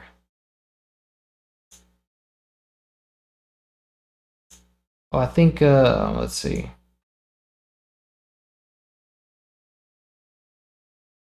This, maybe? Oh, here we go. Patch, reverb, total volume. Wait, no, that's total volume of this. Reverb balance, there we go. There we go, no reverb, perfect. Now we also want to send this to a mixer track, and let's take it down so that it's, actually, there's only like 2 layers of this, so let's leave the volume as is. Let's see, accompaniment brass.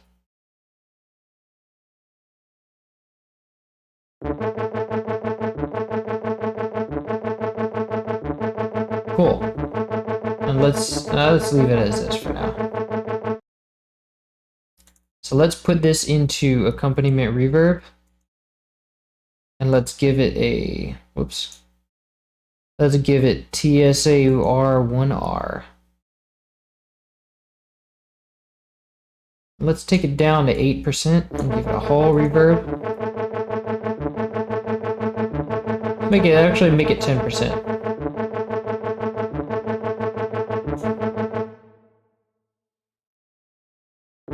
And I think it has, I think it's good. Let me try saturation a little bit.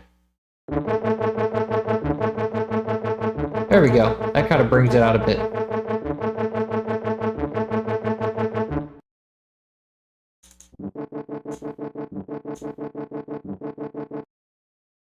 Now there's a little bit of a different kind of... Let me kind of bring out a couple of frequencies in there, because there's some I think that were lost with the loop point.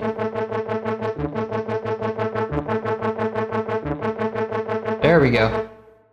You want that format frequency in there no matter what.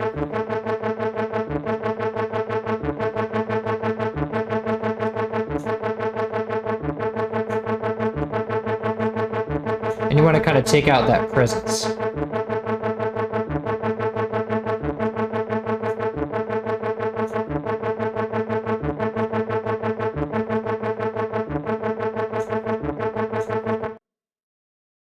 Okay, that's good. So what else do we have? We have that melody, and I think that's it.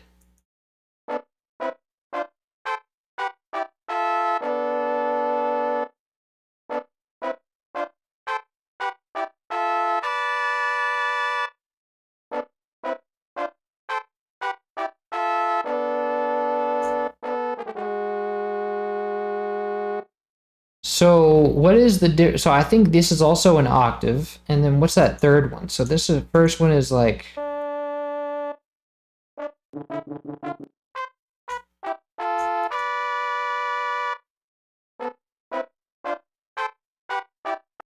no, I think it's just chords actually. So let's grab this line, and it only plays twice, so just grab the first iteration. And let's go and make first empty and call this melody.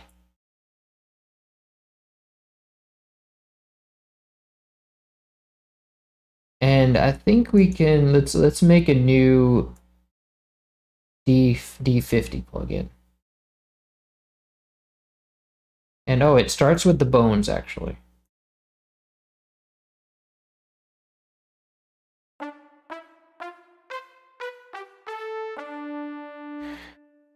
Let's attenuate the velocities.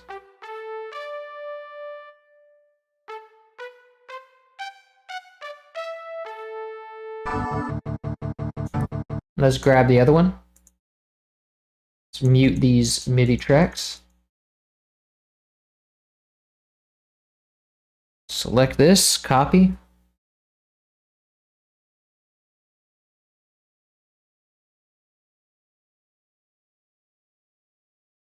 And Alt-X to scale the frequencies. I mean, to scale the velocity. And let's grab the last melody line, last layer.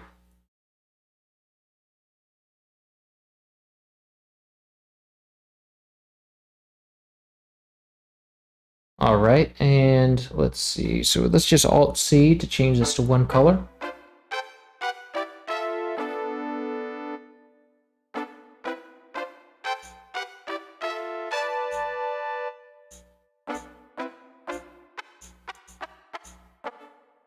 So there's that transient.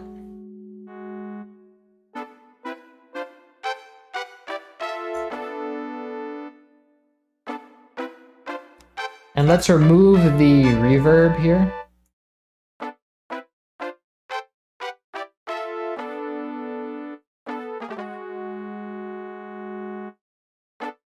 Oh, also, I forgot to, this velocity here.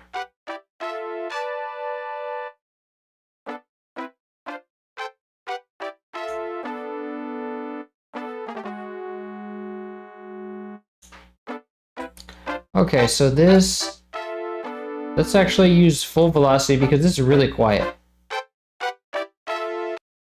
Yes. Okay, maybe that would also make the accompaniment sound better. Let's see.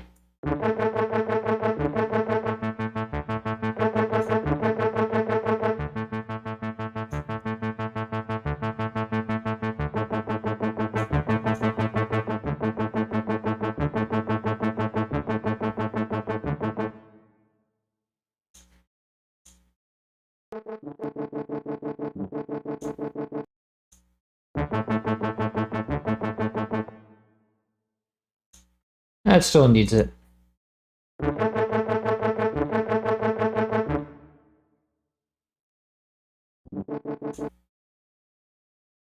And I think I'll probably need it for that melody too. But we can use the higher version this time. Let's see.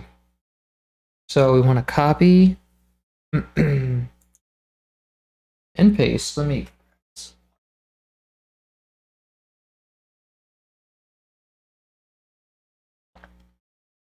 So we want to copy and paste and then see.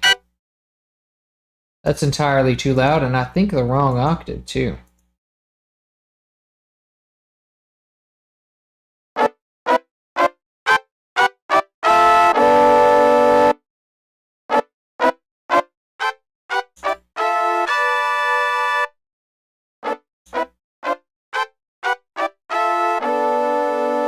I really just want to turn this down. It's really loud.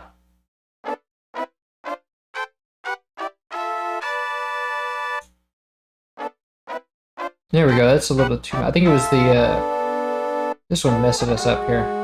62% sounds nice.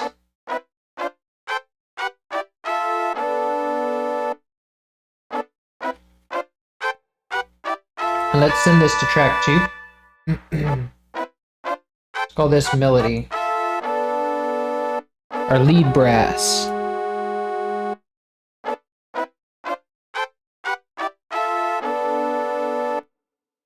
Let's send it to the lead reverb. Replace that with TSAR. We can put this a little bit higher.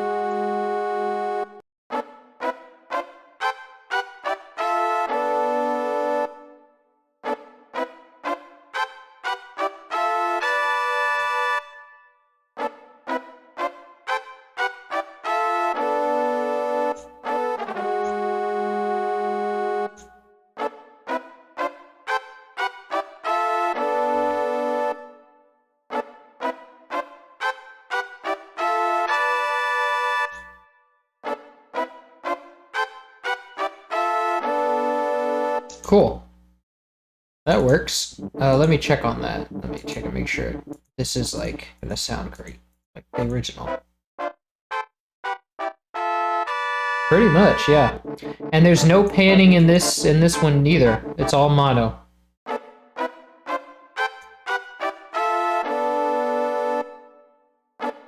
And it actually has some stereo in it, so that's good too.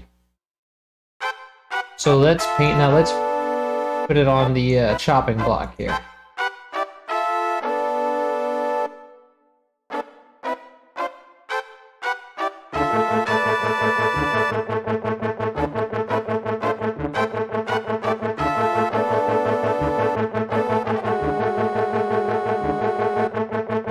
So now we just need the lead brass to be a little bit louder.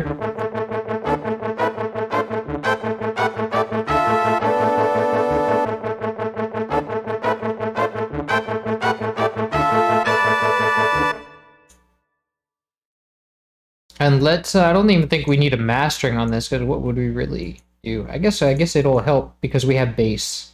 So, and highs in the middle, so.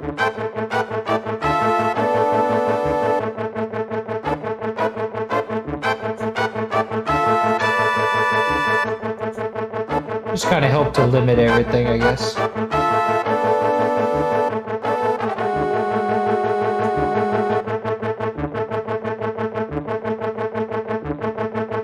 It'll especially help to monitor everything.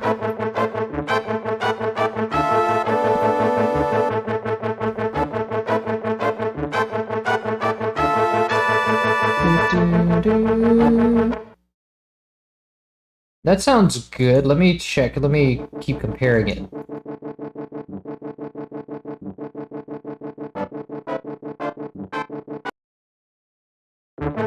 Pretty much right.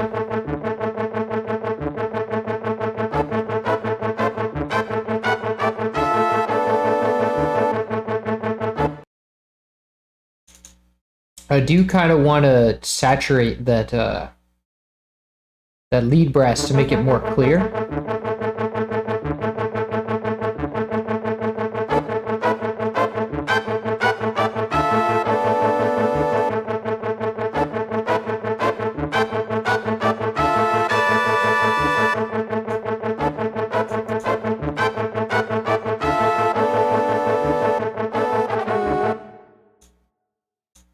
And maybe give it a little bit of an exciter.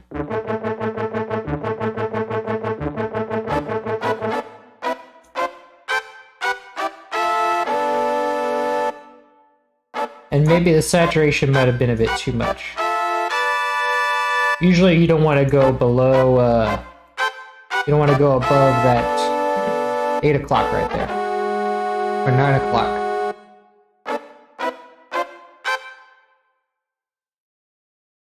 Oh, what's up? Thanks for that donation, Seapreds. Welcome. I see you're, yeah, nice. Awesome. So, let's go with this, and I think that's sounding right. Kind of getting that crunch on it. It sounds a little noisy, but that's okay.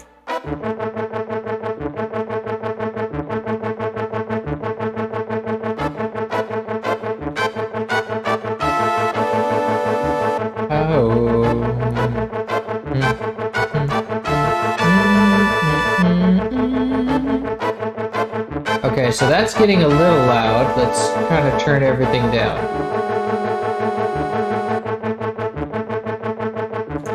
Let me check the levels in the original. See what...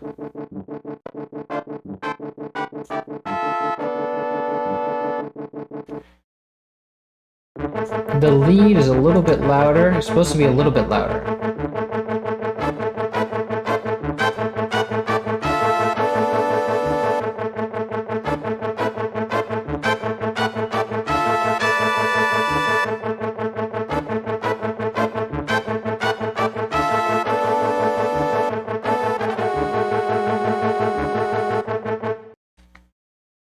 Cool, and I think we really just need some sort of chorus to kind of keep, because the lead sounds a little static.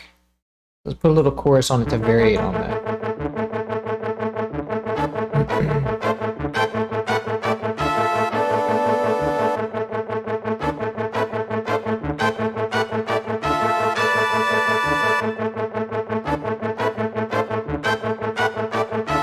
that sounds good.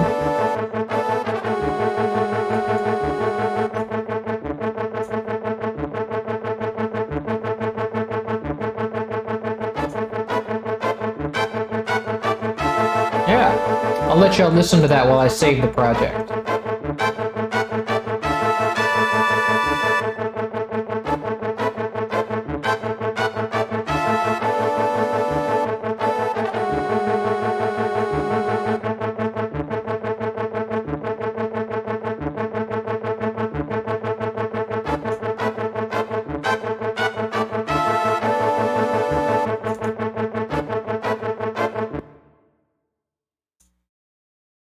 Okay, so let's see.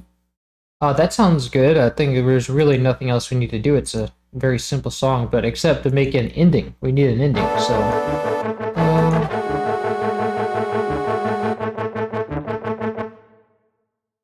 Now, I normally wouldn't do this, but I think we'll just end on that note that's already there. And the reason being, it doesn't exactly like loop. Like if I ended it there, I would have to just draw another note. And so I don't really, that's not really what I want to do. I want to kind of give it just an ending. So let's see.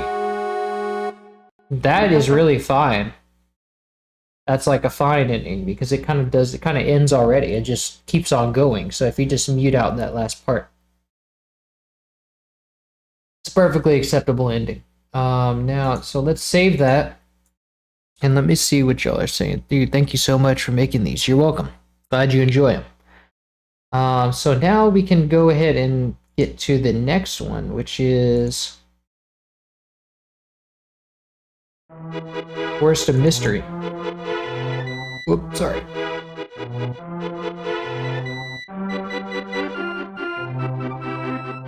Now we're using the strings again.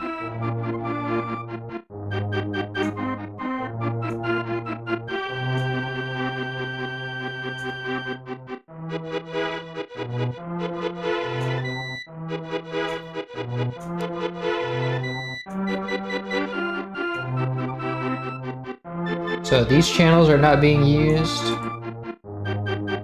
And delete these. Let's also mute out these channels, these MIDI channels. So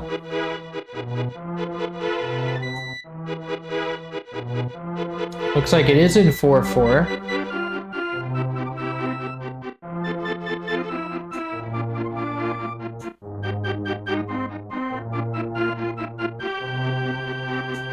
Alright, and let's see.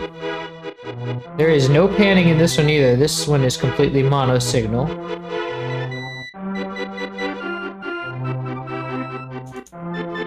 So let's see what our first channel is.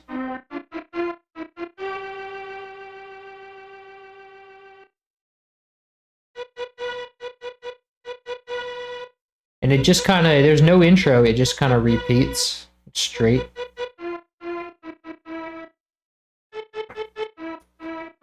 So the first channel is kind of this melody, but this melody is played by equally by all these different channels. Let's see. This is actually a delay sound, so we don't need that.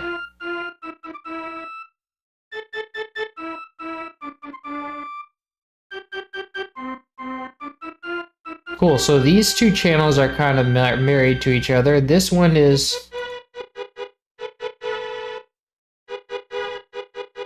This is part of the chords. So this is just chords, and then we take this melody.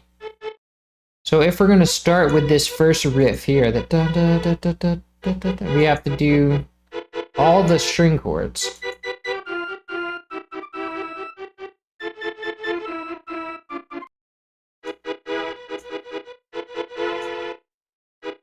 And this is still a delay channel of that last one. So this one is going to be, basically that means the whole string should have delay, because even though this line only has delay on those one strings, I'm not going to just put delay on those one strings. Obviously he wanted to, you know, have it on the whole thing. He just didn't have the space, he didn't have the channels. So what I'm going to do is copy these, the beginnings of these three right here.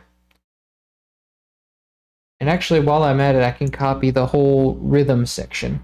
But let's just keep those, like the other ones, separate. So let's grab that and then find first empty, call this strings. We can keep the strings all kind of in one the pattern, that doesn't matter. So let's add contact and bring the strings out here.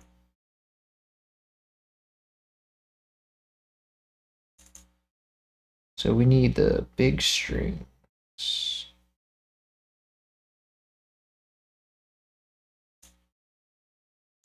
Cool, so let's paste it in here.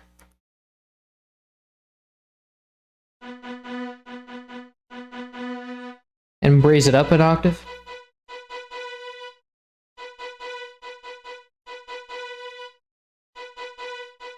And so this is actually, there we go. Okay, so let's grab the other layer now. And actually, we can grab all the strings while we're at it, and then just separate them as need be.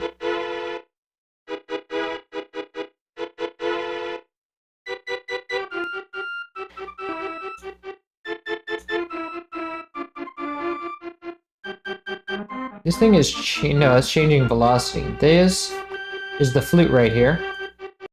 So actually, I can grab this melody here while I'm at it. I think it'll be in the same, probably in some of the same channels. Let's see.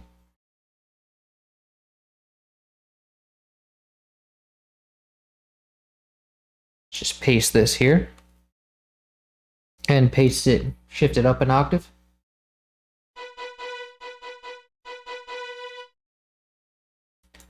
Okay, and then I can kind of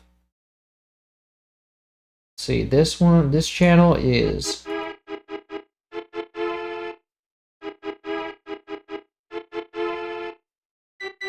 it's another melody.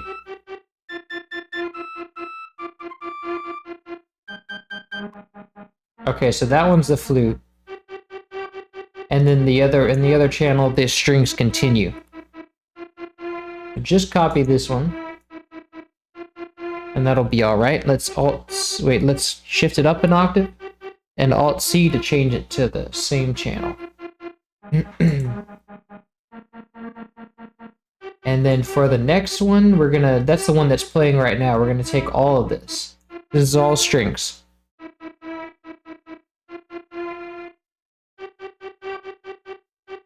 So up an octave, and then these kind of overlap a bit.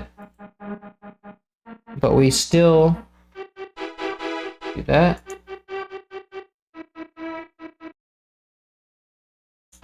Still do that, and then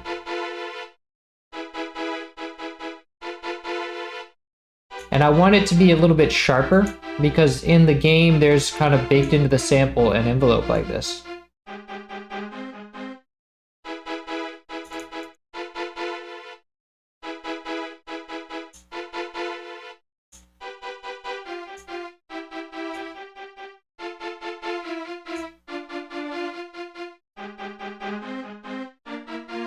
It sounds good.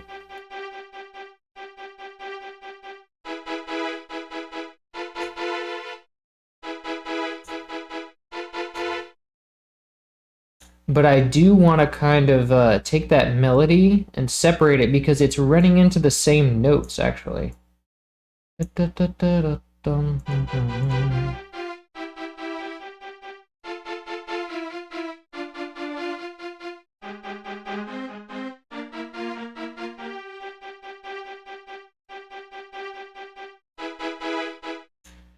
But we might be able to kind of put them in the same one. I just need to make this envelope longer because it's running out a bit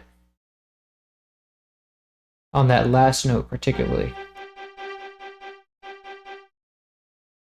Or actually that last note is canceling it out, so I do need to remove that. Let's see. So first let me take all this and change the channel to 2. And then I can repaste what I had already pasted, and let's see. bring it up an octave, and then I don't know why it went all the way over there. There's no reason for that. What note was I at? It keeps on changing the notes on me. There we go. So this one is going to be back into the channel 1 because it's... But I actually probably am going to want to separate the melody from the harmony, so let me go and take this. Shift C, cut it, and then go and bring this to... Let me name this strings accompaniment. And let me make a new channel called strings lead. Or let me just call this melody because I'm going to put the flute in there too. And so let's paste that here. And then this will go right here, I believe. There we go. And then before we deal with that, let me just take the get the chords right. So we have those chords, and then this is an echo, so this doesn't matter for now. But we also have these chords right here, because these do... Well, we can save that for later. These are all kind of weirdly intertwined. See, for now, let's go ahead and focus on this melody here that we have that also is layered with a flute.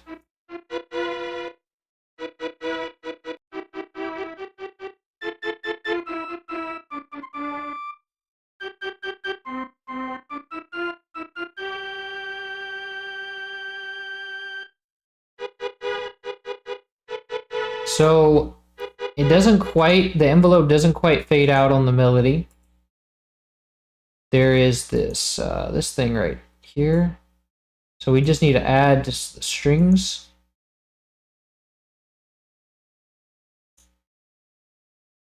Big strings, let's call this melody. Whoops, I'm bumping my mic.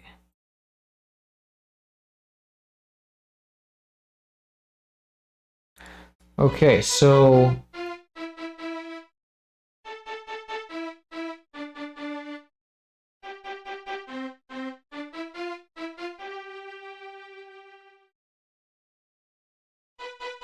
okay, so that actually sounds pretty good right out the box. Might need to be louder.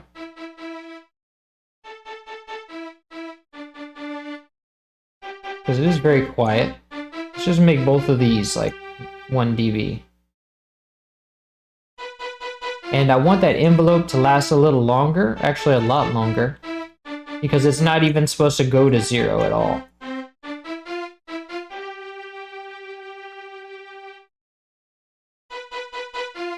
Maybe not that long.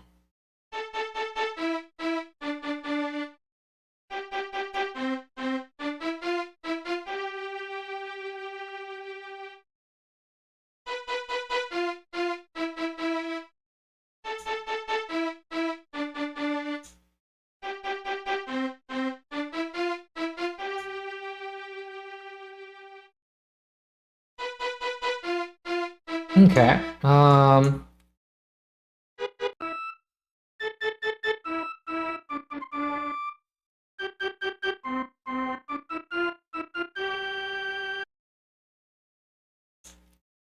I think that that envelope might also not be as sharp. Yeah, there you go.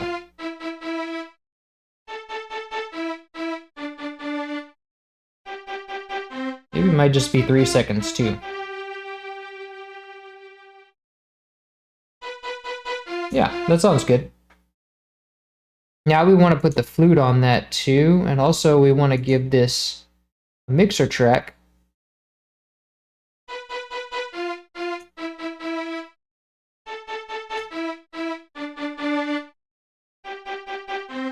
And also we probably want this whole thing to be louder, to be honest.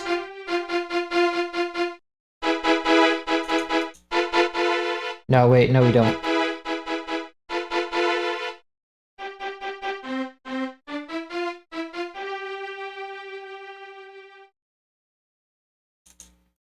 So let's just cool it on that for now, but let's also give it some saturation.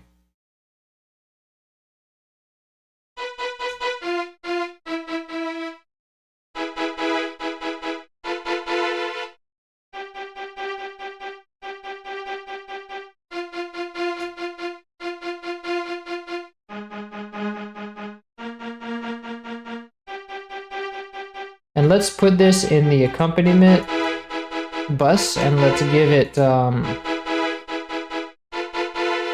TSAR 1R reverb, and let's put the hall. And we'll give it about 10% or 11.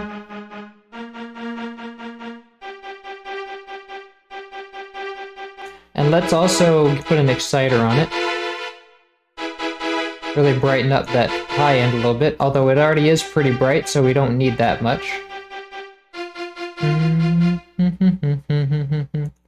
Okay, and then that'll also be applied to this lead too.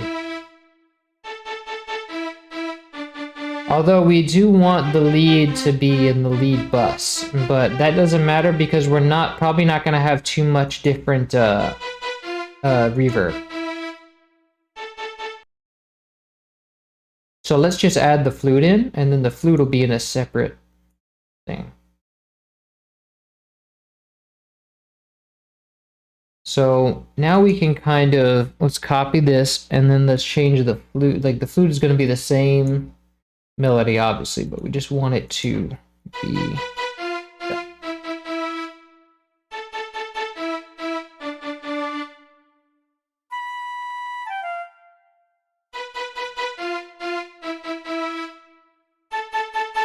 Let's raise the volume on that.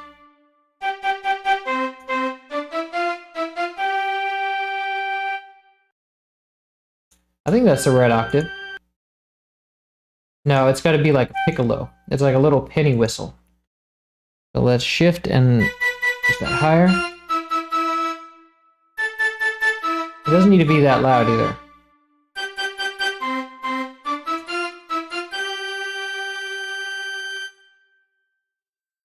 And we have one sample in there that has a bad loop point, so let's see which one that is. That's that G7.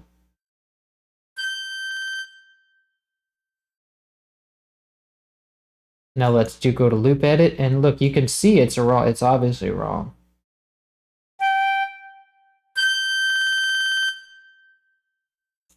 Still a little bit wrong. Let's see if we can audition it.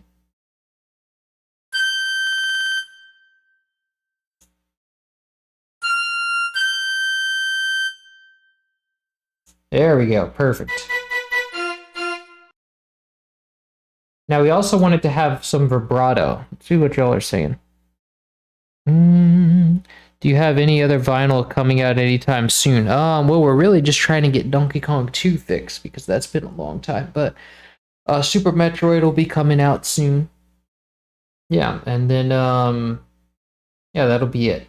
Yeah, Super Metroid will be coming out soon. That's so far well I have slated for the near future.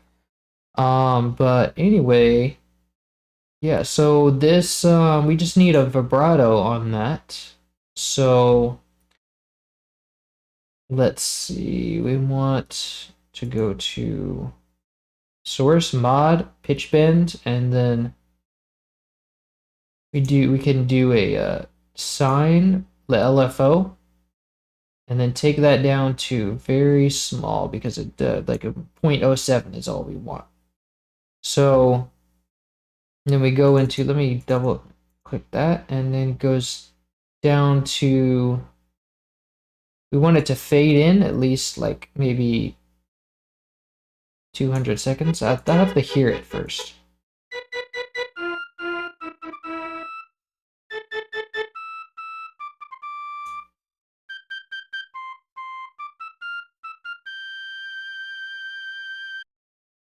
Actually takes a while, so.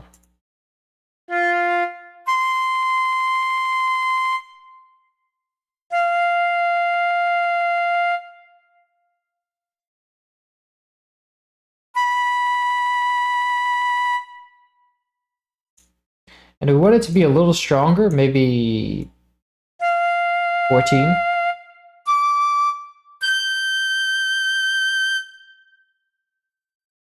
it's only going to come in on that last note, so we want to make sure that we just don't hear it before that.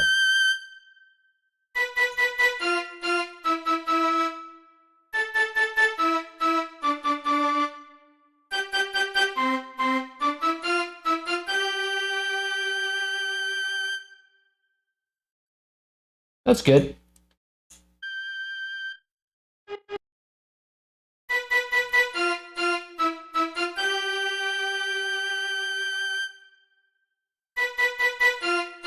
There we go.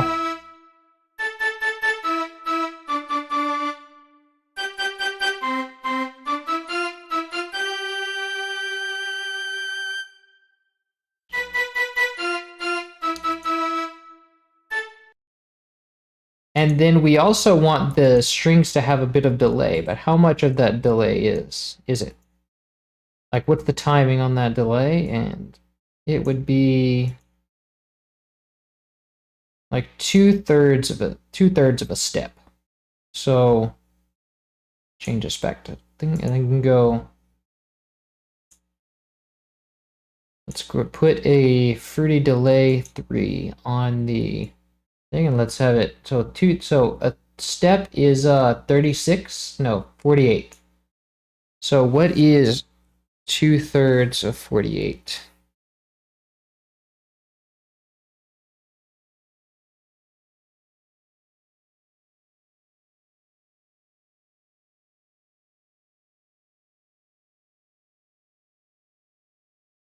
Would be 32. So let's take this. You'll see it in the top right corner there. 32, 33 is close enough. And then we take down the level.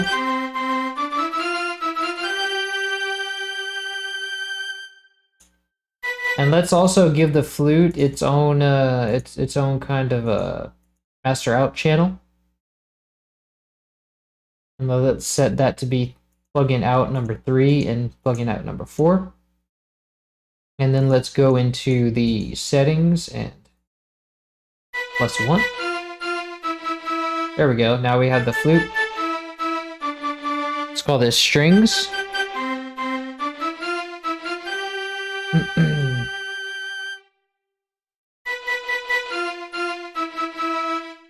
Let's call this flute. And let's put this to the lead out. And then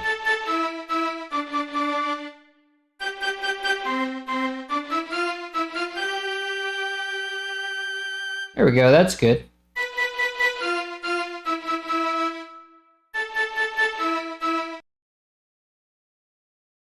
All right, and what else do we have? So that concludes the first channel, and then the second channel is the bass strings. So let's go and add another string patch in there. So let's call this chords. Let's add another big strings and call it bass. Basses.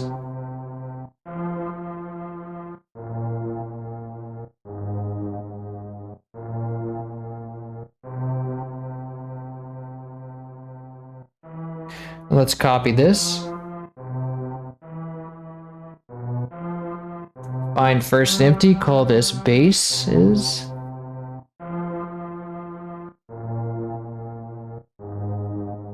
Paste it and make sure that we change it to, whoops. Change this to channel 4.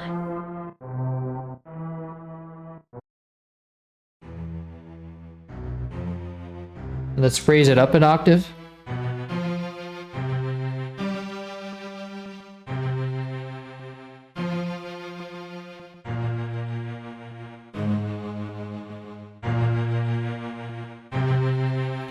And we have vibrato on that. The vibrato, I think, is bumming me out for this. I don't think we need a... It's already on the other ones, but I don't think we need it for this one.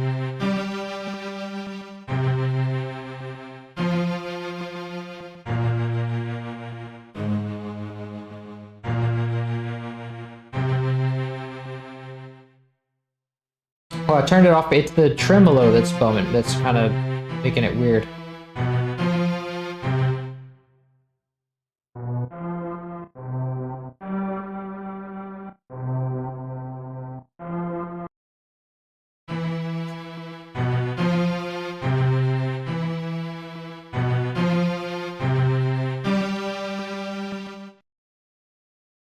And now, because in the game this is a single sample, it sounds darker. So we kind of want to emulate that darkness. But first of all, I heard a little loop point and like a bad loop point in there somewhere.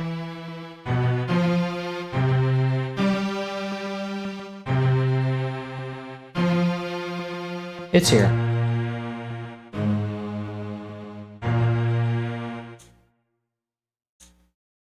Let's see. Let's check that loop point out, and then we can try that.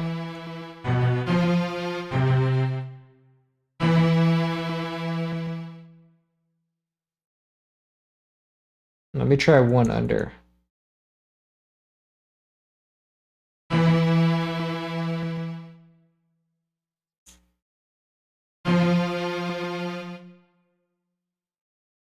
Nope, it's visually. Try that. This is an impossible one, like it just can't. Done. I think that's about as close as it's gonna get.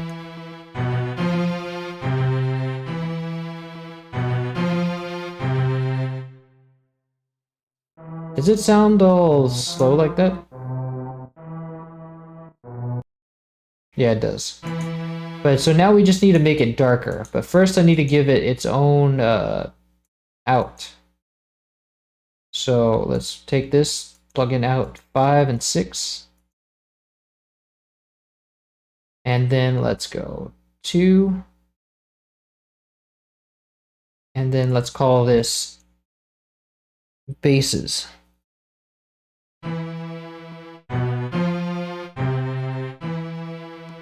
And let's send this to the accompaniment.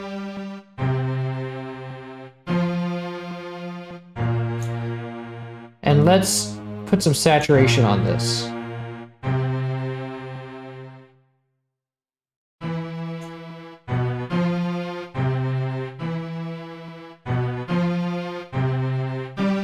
And let's kind of darken this up too, because it's a little bit bright. Take down the treble. Because basses should be a little bit darker than that.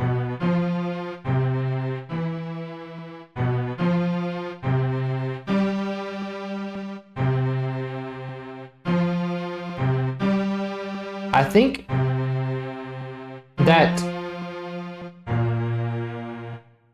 that top note is what I was hearing on the loop point. Oh, but that's the one that's impossible. I can't really fix that one. But it's subtle anyway, so it's not going to make a big difference.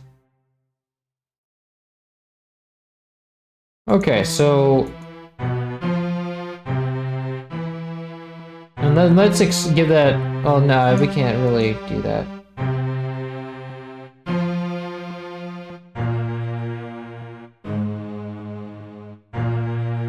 Let's give it a little bit more bass.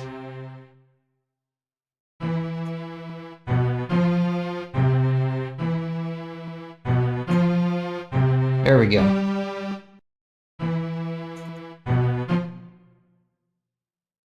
And actually, despite Logic, I think I'm going to try an exciter on it.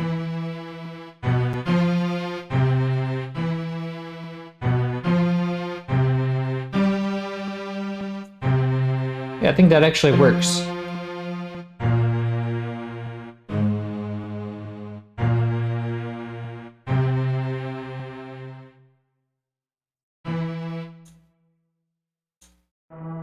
Cool, so let me see how that holds up.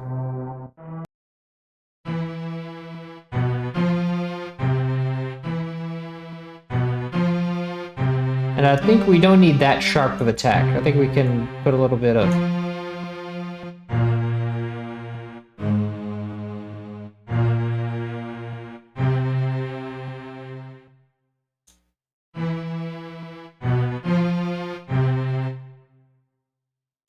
There we go, that works.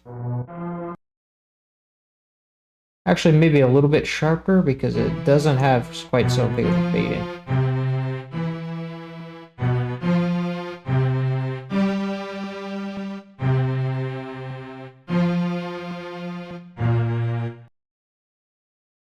There we go. So now what is next? After the bass, we have this. Let's see.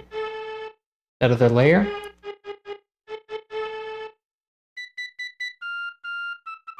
And then there's the flute, which I already covered.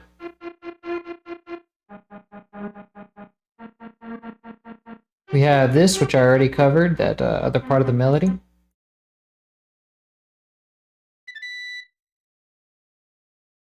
There's the another part of the flute, I guess.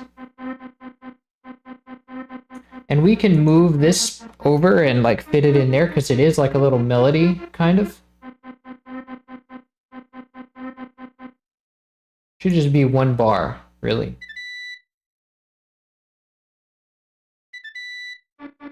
So let's go and grab that little trill there.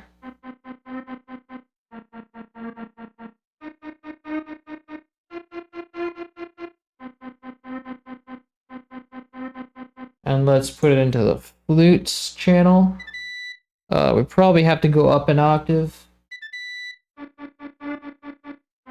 So I think it goes in 3. Yeah.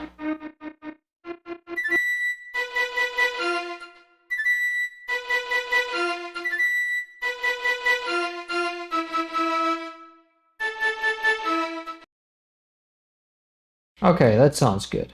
And so the next channel is, let's see, empty, I think. Yeah, the next channel is empty, and then it's like, the next 2 channels are empty, actually. This is the delay channel, so we've covered that. So we actually have everything. Now we just need to, let's paste this, of course. Let's do strings.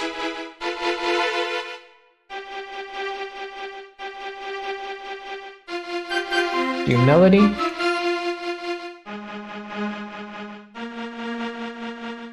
Nope, that's not what I wanted to do.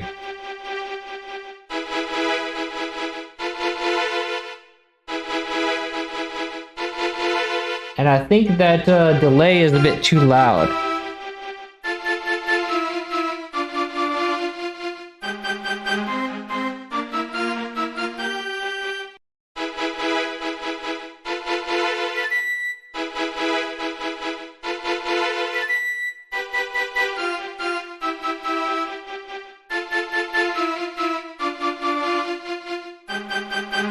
Now we just have the basics.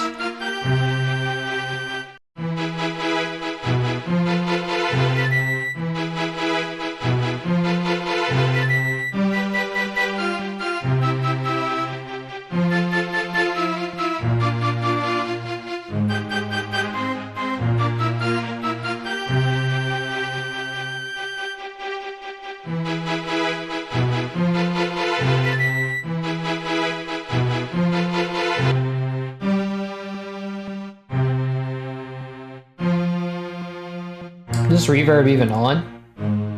There we go, now I can hear it.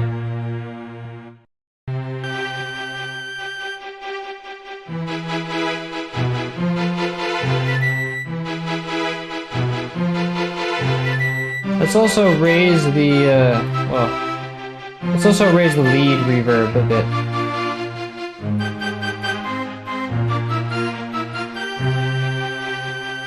And let's also lower the, that's a bit too much.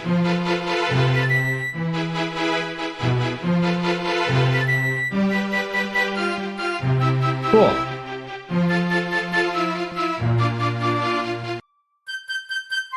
And for the flute, I kind of want to have a little bit of saturation on it.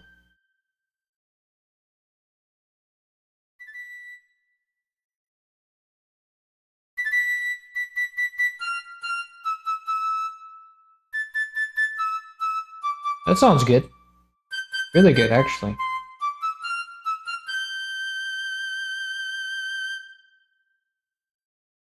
That sounds good. Perfect.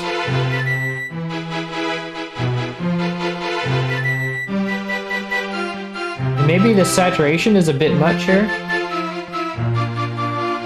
Or this, no.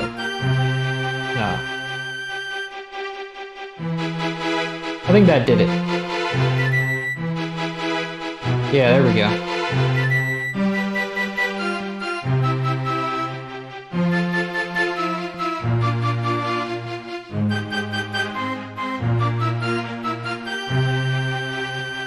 And I think we can kind of raise everything up a bit because it's kind of not peaking enough.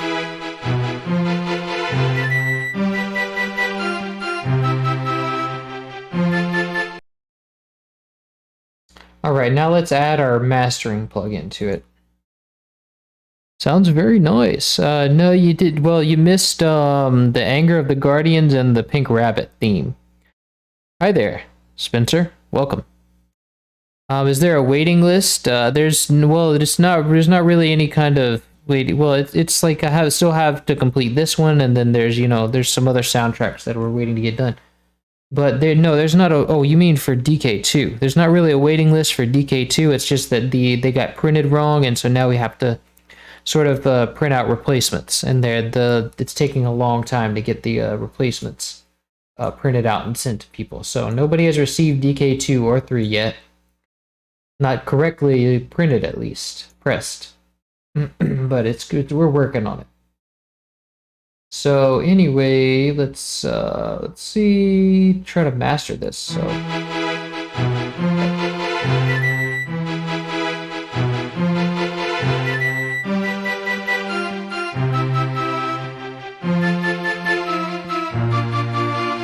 let's see about mastering.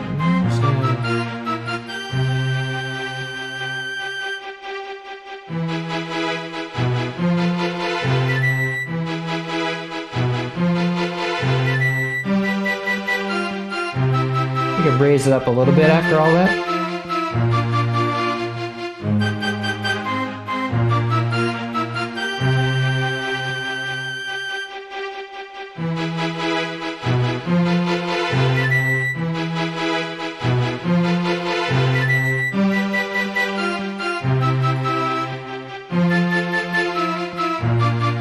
Perfect.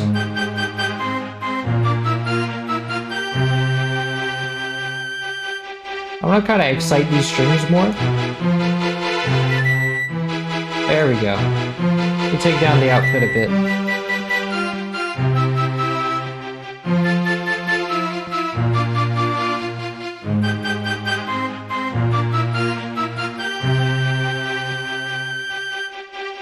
Let me turn down the flute a little bit too.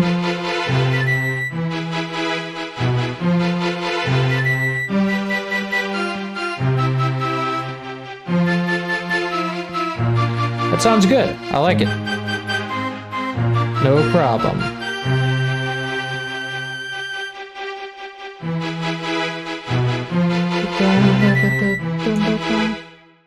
All right. And I think I'll listen to the original one more time in full and just make some comparisons.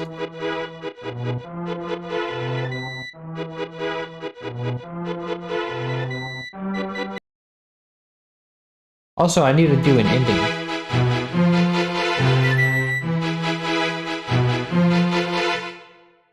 And that sounds good for the comparison. Let's see what we can do for the ending. This one also ends on a note, so...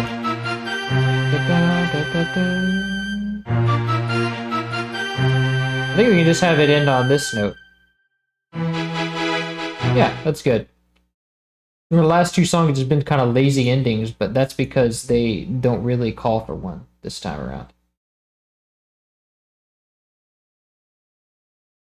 Let's see, we just want this here, and then let's call this, I can't type with this thing, Forest of History. But I'll leave it playing for y'all, actually, while we, do stuff.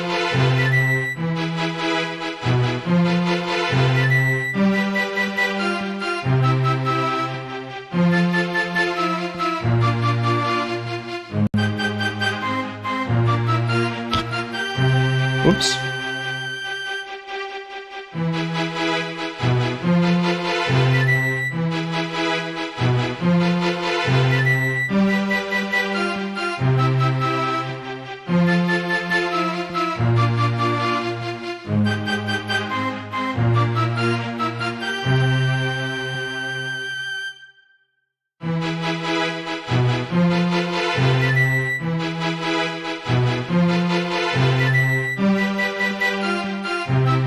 Okay.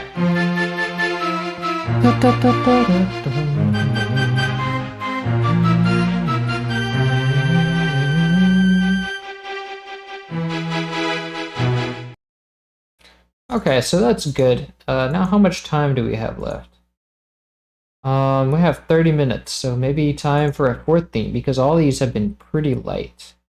So let's see what else we can do.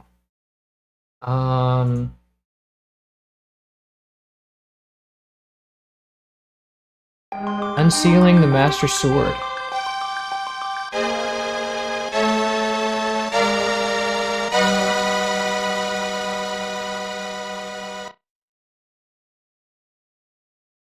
Okay, so that's another jingle, and actually maybe we can, just for the sake of going in order, maybe we can start doing some jingles.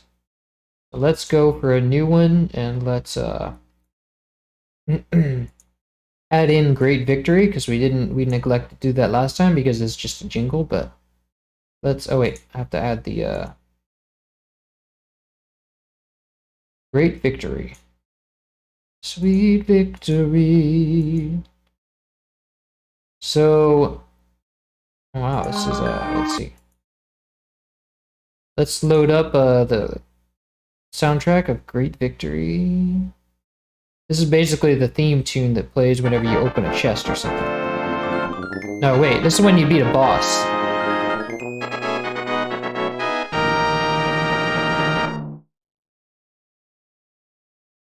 Okay, so this one's actually going to be a fairly complicated one because it's like a full symphony orchestra. Well, it's just brass, really. But there's also a harp in there.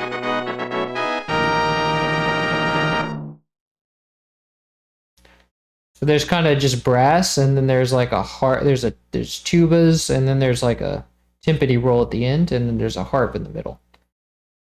So first, let's cover the lead brass.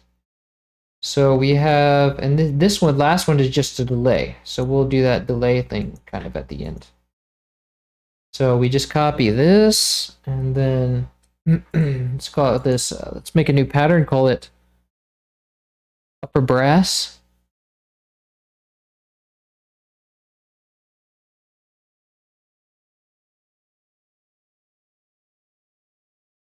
And let's add our, because it's just the, yeah, I think it's just that.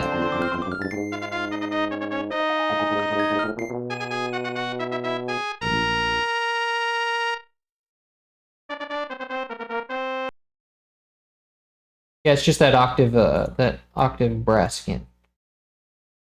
So let's go to, oh, the brass section will be in here. So let's see, brass section.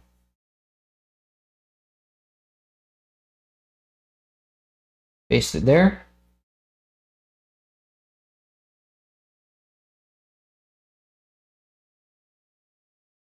And then let's grab the second layer. Paste it there.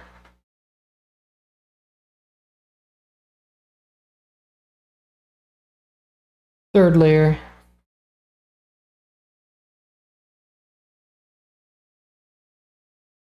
Paste. And the fourth layer.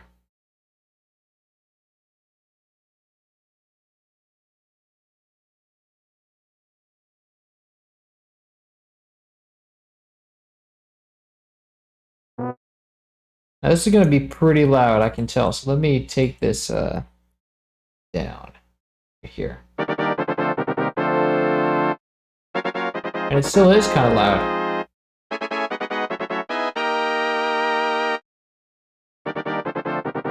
Alrighty.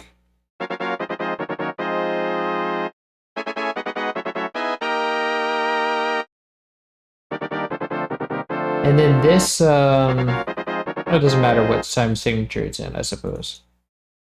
So let's give this let's call this, brass section is fine.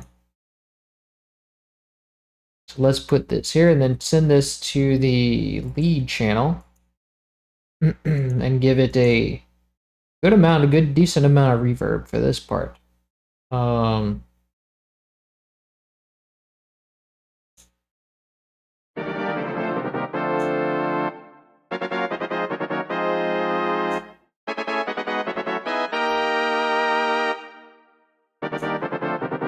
There we go, that's a good strong reverb, but let me take it down just a bit.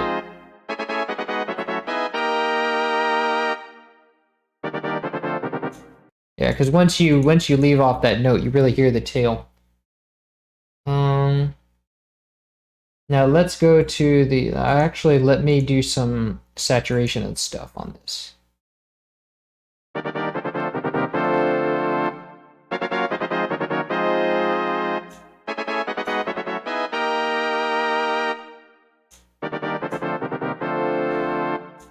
And let me give it an exciter. Oh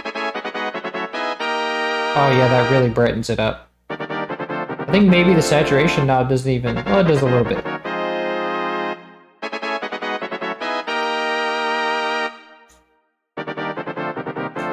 Cool. And maybe we might, let me bring this up here. And maybe we might benefit from some chorus too, just because it's all so static.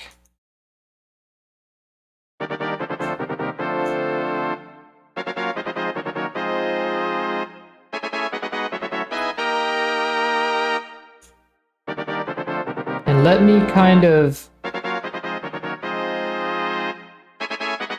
EQ it a bit.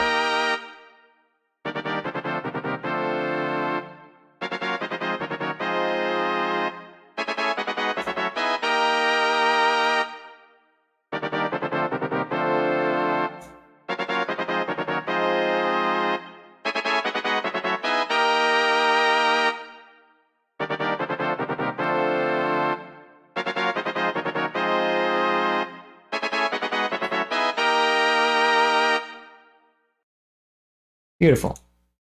And this is a little bit loud, so let me take it down.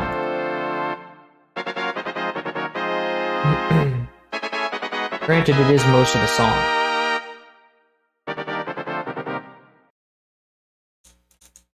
Okay, so now these tubas.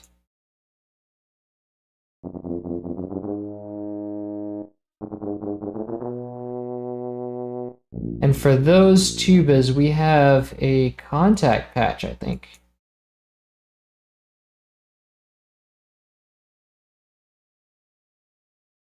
It's an S50 patch.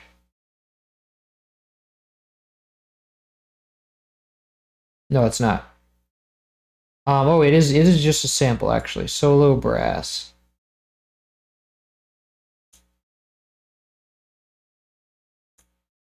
I don't think we're going to need contact for any of this, actually.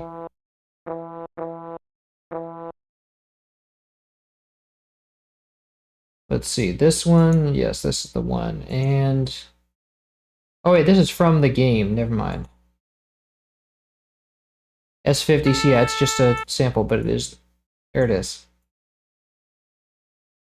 And so, let's see what we got. So we gotta copy this. Let's call this tubas.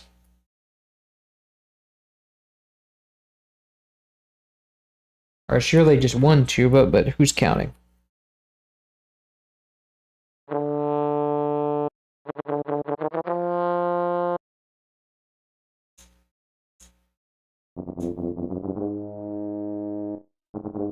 Gotta go down an octave at least.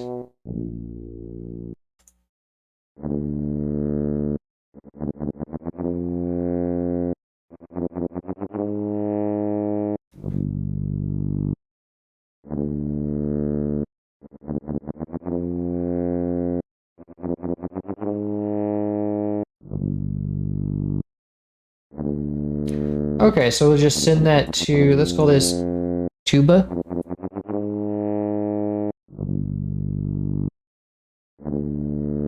Let's send it to a track, and then we'll put this in accompaniment. And give it a reverb.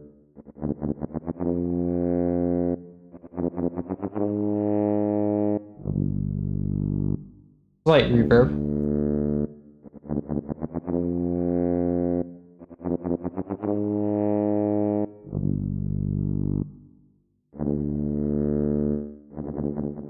And then let's give that some release so it's not just so off, like immediately off.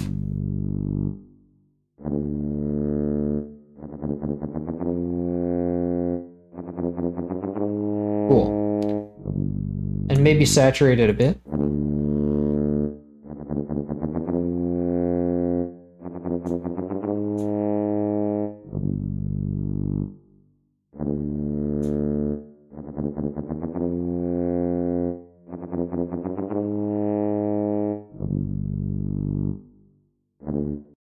There you go. So, I'm not going to excite this because there's not a lot of upper frequencies to excite. It's just going to fall flat. Anyway, yeah, let's add this in the full mix.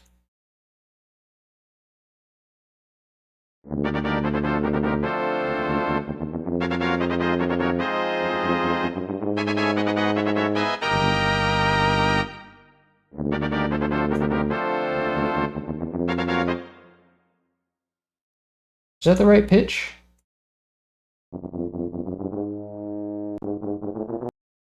Why isn't it playing that first note? Oh, did he mute out that first note? Yeah, I think that's actually a muted note.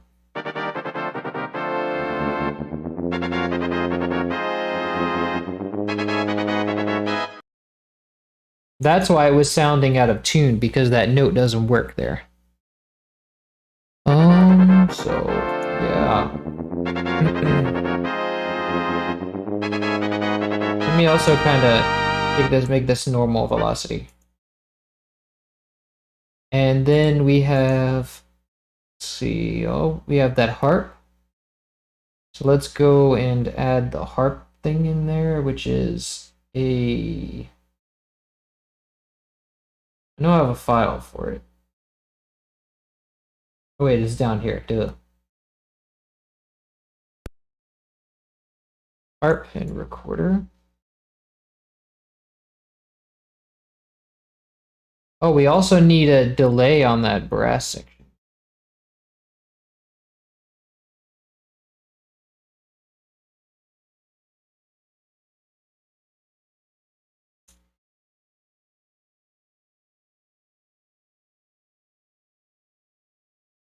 Which is going to be, I think, probably another 2/3 of a step, so. And that is going to be 0.32 on the timing knob.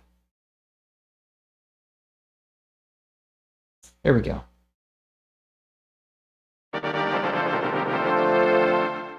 Whoops.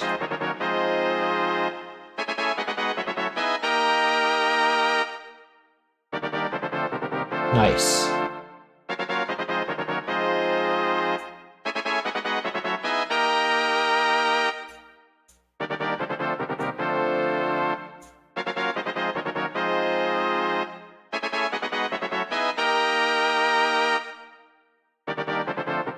Nice. Okay, so now we have the harp. And so it's just these two bars. The other bar is the timpani. Very nice, thank you. The tuba is 3 semitones lower than what it should. Okay, let's take care of that.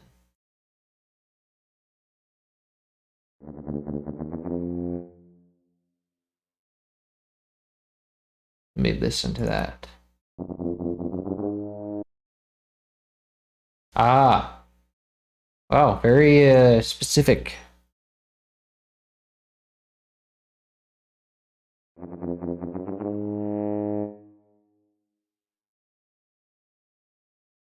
That means that I think it's probably tuned wrong. I think, let's see. Because it's at C5. I don't know if this is just a C5 thing. Let me get a tuner on this. Oh yeah, it is an A. And then we need to take it down a few semitones. Whoops. A few cents, I mean. And then I'm gonna save that because so that I don't have to do it again.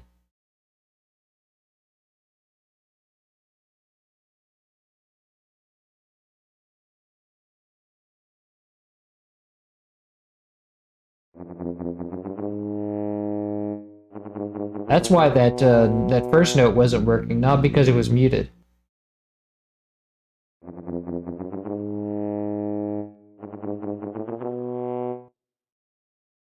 There we go.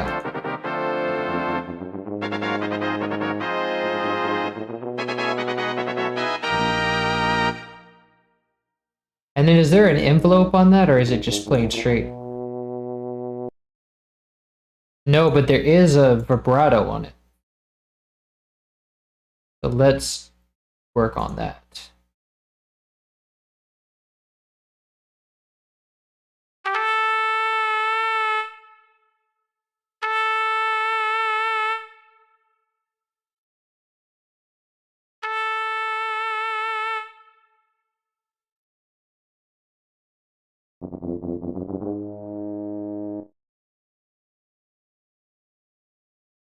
So it's very subtle, but it's very quick.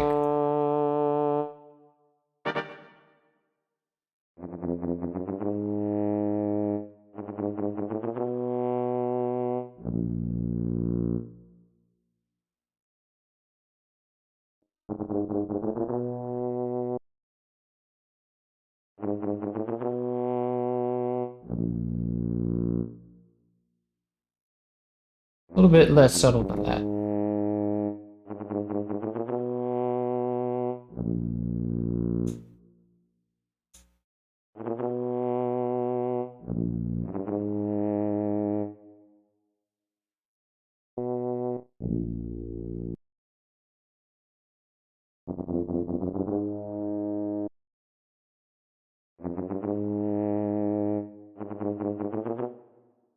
There we go, that works.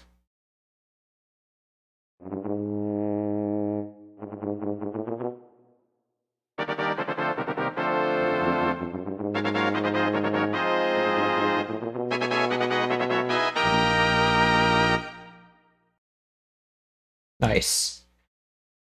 Now we can get to the harp. Let me delete this tuner.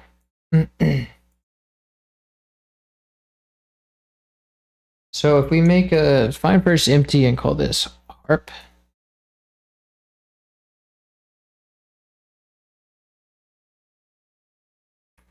We have the first layer of the harp. And then the second layer is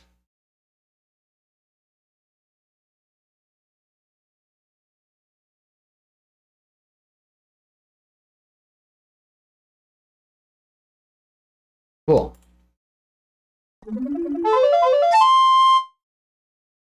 Whoops, it's the recorder by default.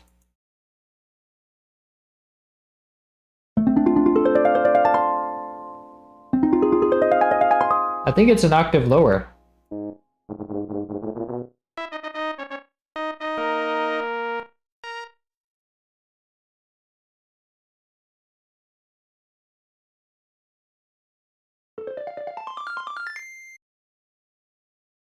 I think it's an octave higher, yeah. There we go. Let me attenuate that velocity.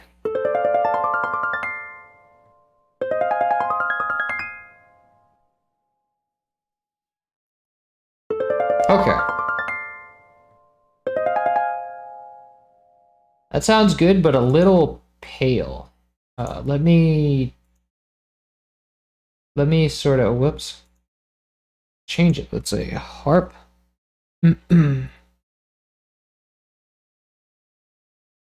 Harp and harp.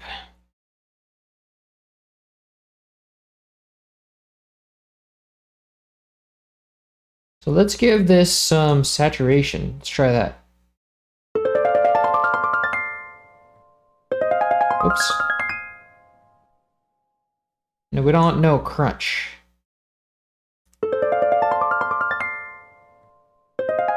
There we go, that's good.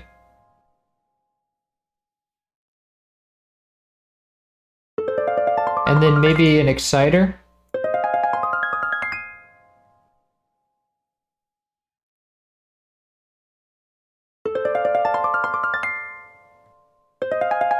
There we go, get that pop on the strings.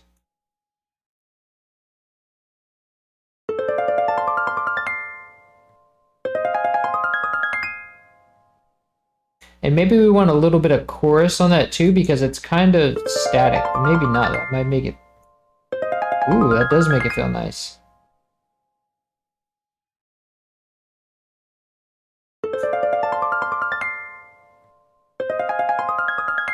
Nice.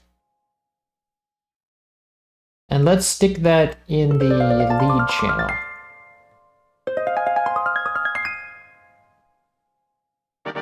Cool.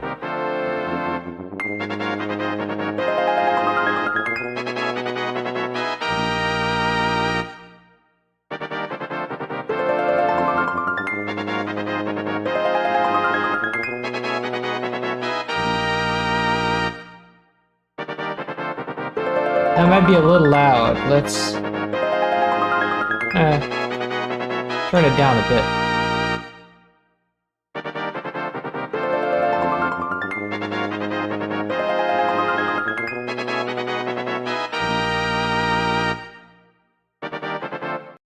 Nice. Okay, now we have the last part, which is the timpani.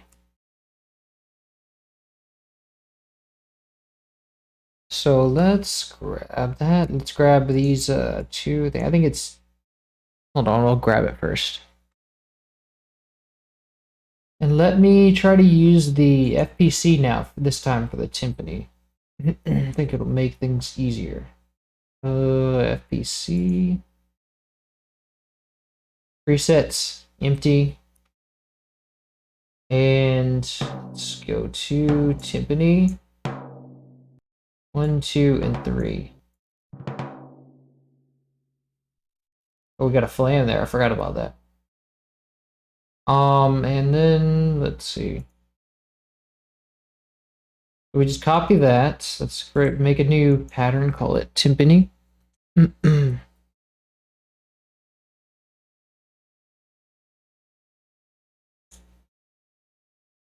Now we have this, and this was like quarter note ahead, so. Then we have a lower layer. Oh, it's doing the like power chord thing where it's, you know.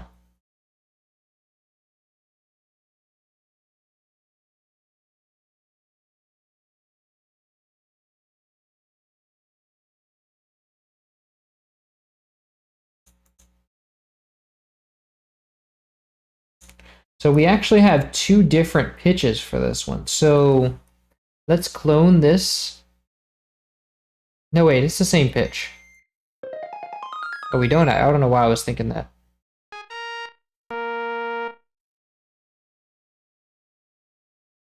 Oh, it's in the harps channel.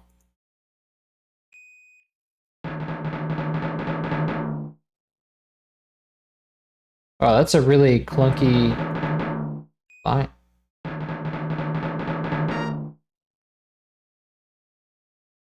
Is there no other timpani around here? Because that's a really weird sounding timpani line. Or roll. Bad sounding roll. Strange, okay.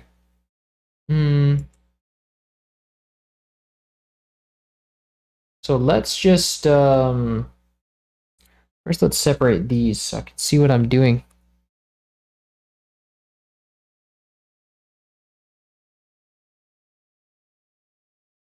Oops, I ruined the timing there. Now let's grab these and paste them up. Now we can kind of do a round robin thing. So let's do...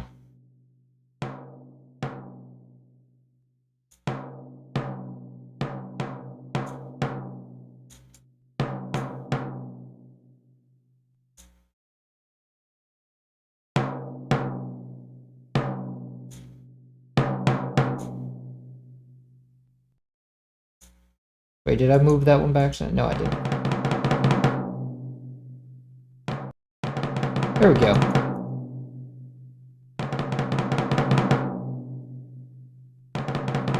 Perfect. So now let's call this channel timpani. Oops.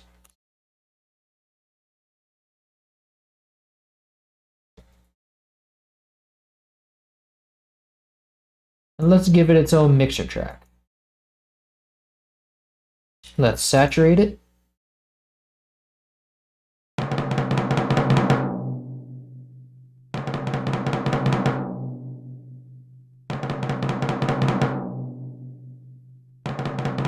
Nice. Maybe give it, I think it's bright enough. It's actually clear enough in the high end that I don't need a exciter. And so let's put this to the drums channel and let's give it a TSAR1R.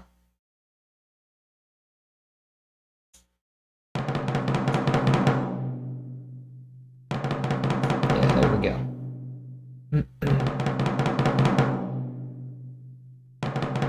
Actually, I liked it better with 10%. Perfect.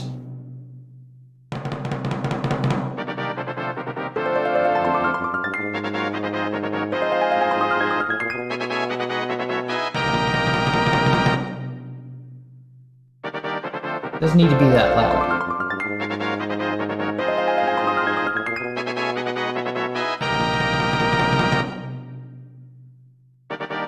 Okay, it can be quieter than that, and the brass can be louder.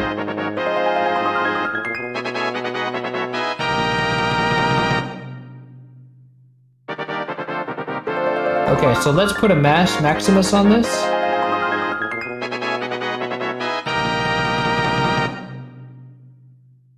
Oh, okay.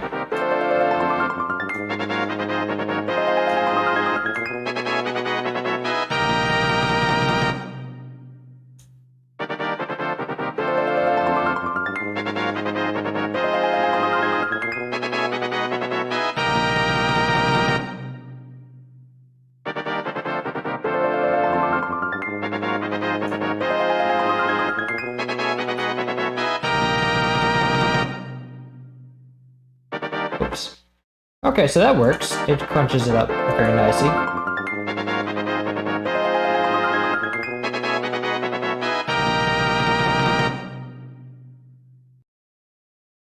And how does that stand up to the original?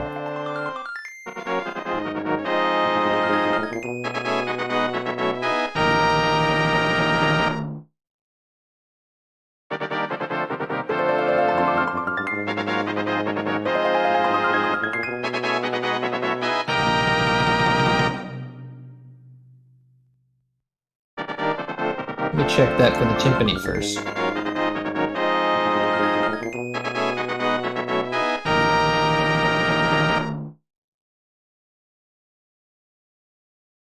Actually, I think the timpani is the wrong pitch. Might be. Oh, no, wait, I think it's right. Yeah. Doesn't really change the timpani pitch much.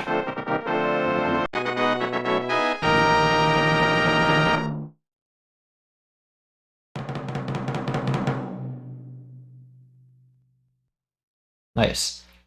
But the panning, there's actually panning for this one. So let's go and mostly in the horns. So let's see what that is all about.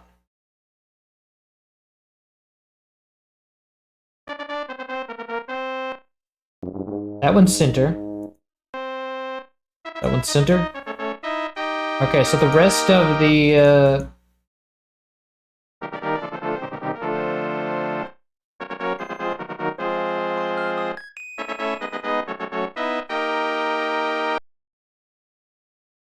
okay, so This is the first one. This one's centered, and then the second brass. But for some reason, the pannings aren't reflected here, so there were a slowdown at the end that you don't have. Oh, the tempo. I need the tempo automation from the original. So yeah, let's put this here, and then let's disable all these MIDI channels.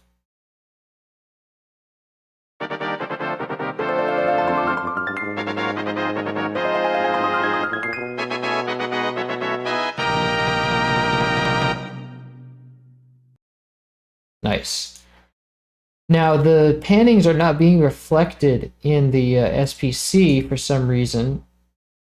I don't know why, but so we're going to have to estimate them. So let's see what...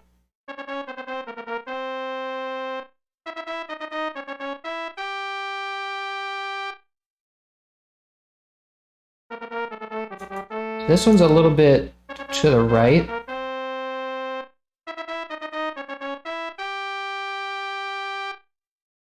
And this one's the one that starts on A sharp. So if we go into the upper brass, the one that starts at A sharp, Shift C to select that color. And then we can say, hey, let's take a note pan. Let's have it go 22% to the right. See if that sounds good. 20%.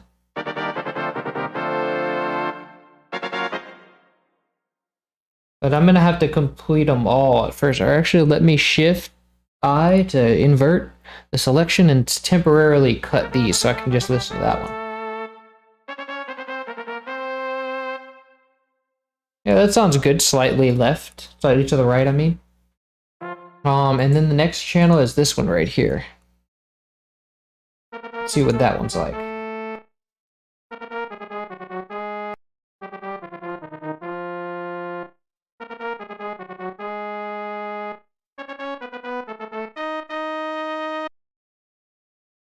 That one's slightly to the left.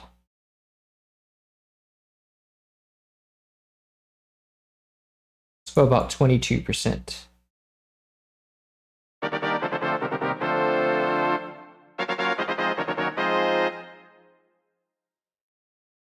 And then the last one,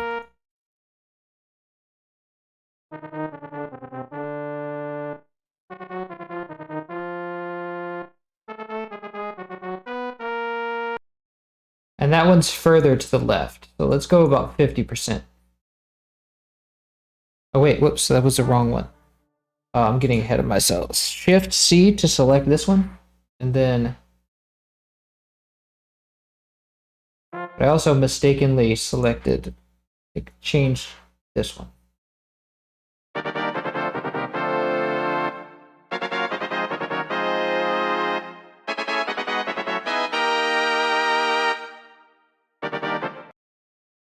Okay, and there's a bit of vibrato on this one that's different. This one has a faster vibrato, and it's more intense, I feel like. Even faster than that, but maybe less intense.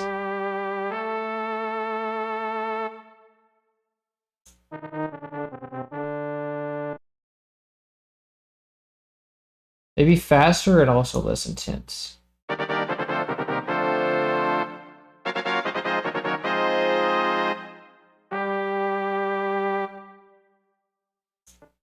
Yes.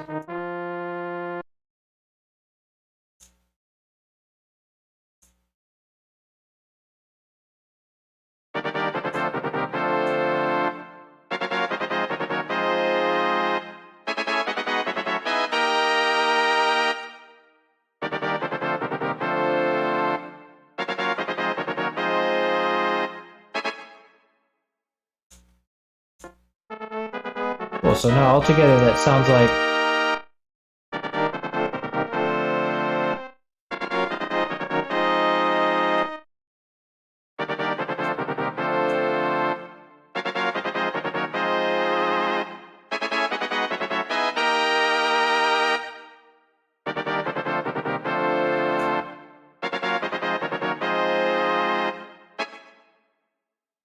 But it doesn't sound like a vibrato with the full thing. I think he's just trying to simulate kind of a chorus effect. Yeah, he is just starting to simulate a chorus effect, but we already have a chorus effect, so we don't need that.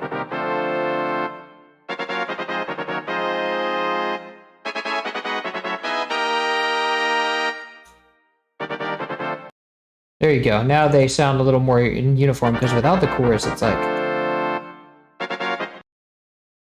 See, it sounds really static, but if you enable the chorus, it just gives it a little bit more...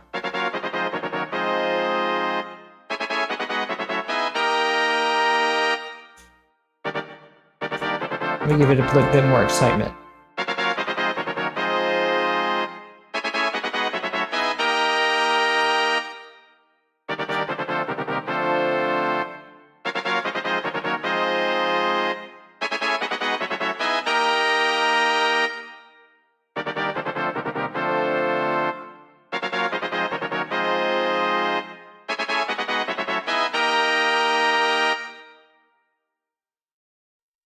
There you go, that sounds good. But I wish it had a little bit more low end, actually. I want to bring some of that back.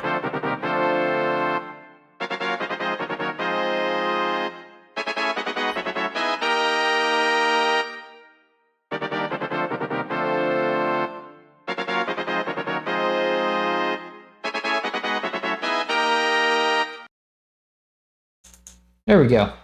Now with the full thing, it sounds like...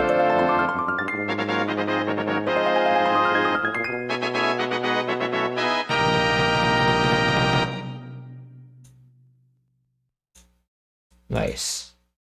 Now let's check on that Maximus.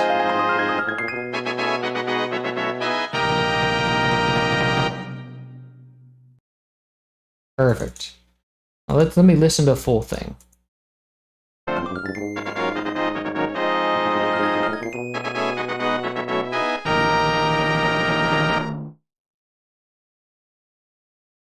And but the timpani has a bit of a difference in pitch. Like it goes every other note is lower. It is lower in pitch. So let me do like a thing where I can do note pan, and then every other note is just going to be like, wait, not pan.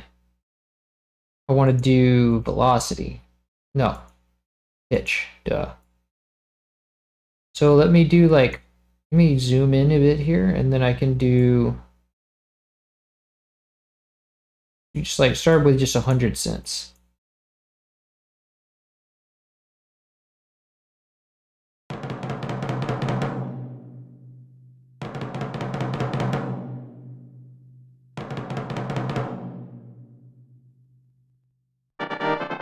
Now let me check on that.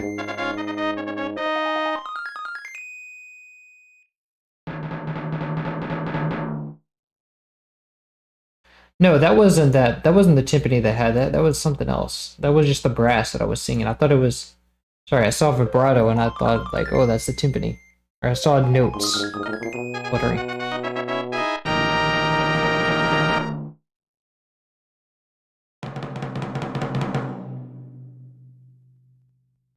But I remember this timpani doesn't have enough bass, so let's boost the bass a bit.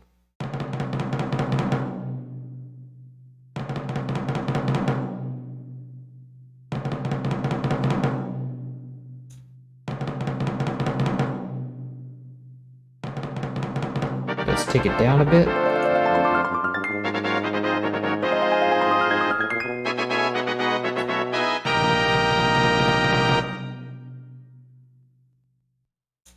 Nice.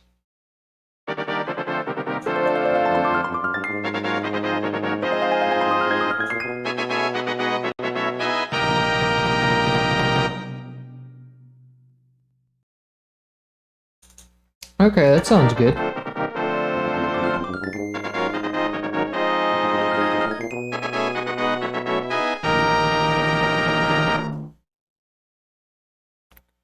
There's a little bell sound at the end in the original. That one. Let's see. Bell sound.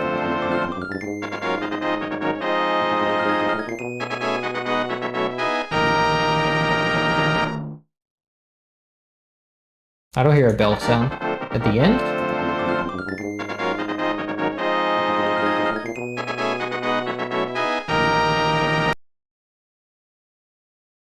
Oh, maybe is that supposed to be, is that might actually be the harp. Maybe that's a bell. It's supposed to be the glockenspiel.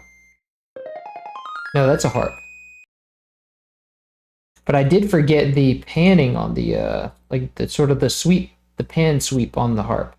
And so what I want to do there, since it's not it's not reflected in the MIDI,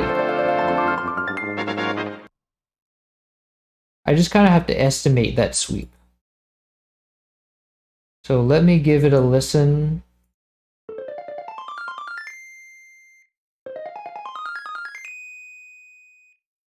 It's pretty much a straight 100 to a negative 100 sweep. So let's go to note pan and just do left to right. And then repeat that process. Wait.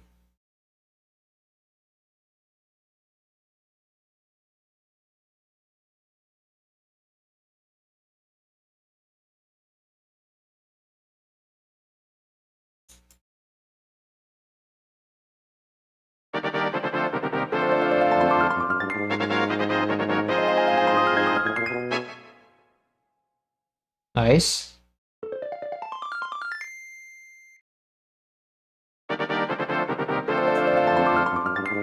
I think we want less reverb on this. Maybe more of the brass section and less of everything else.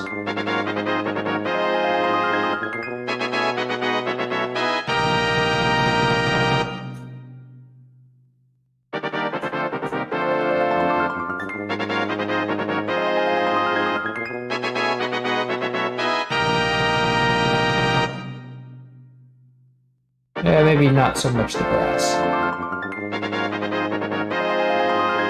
Oh yes, maybe that's the part that I'm seeing.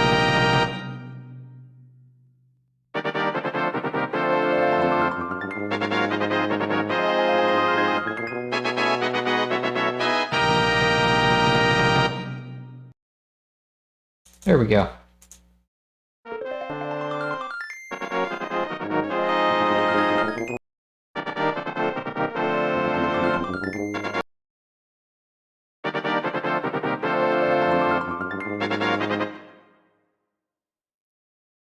And maybe it would be that much.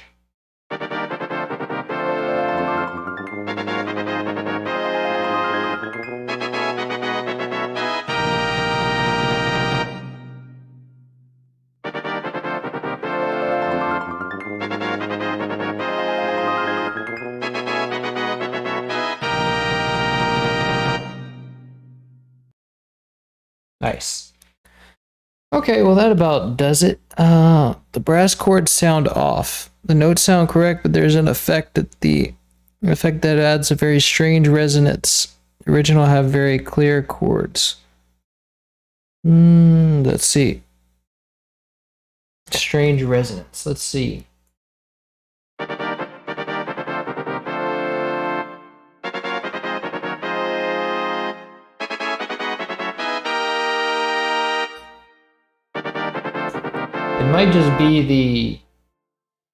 It might just be the chorus that you're hearing. So let's see if we can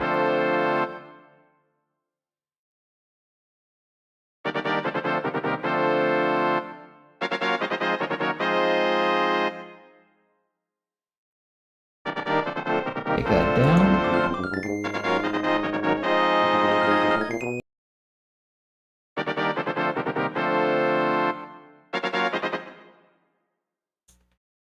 So maybe what I'll have to do is just clone this chord like 3 times and give all these an individual thing. So let's cut this.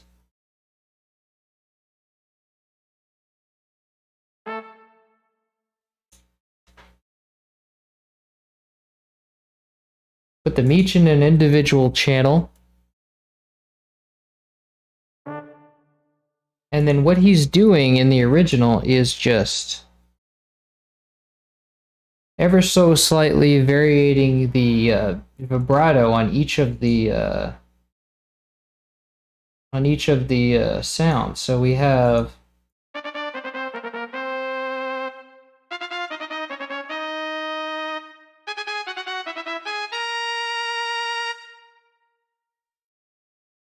to sort of change the speed for each of these very slightly.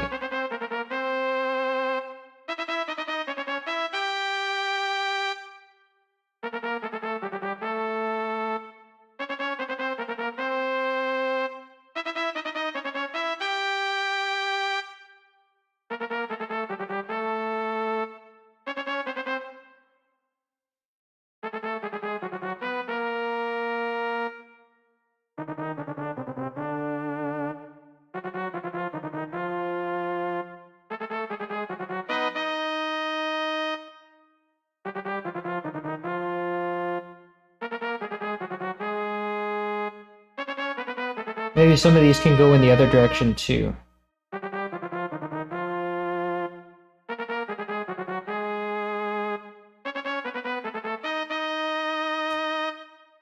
So let's try that.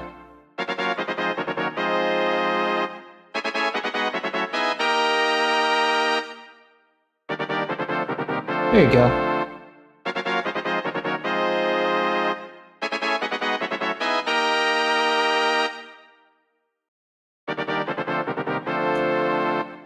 Let me know how that sounds.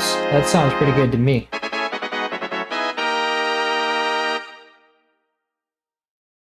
Maybe we can also add a little bit of chorus on top of that, because they still sound a little bit static.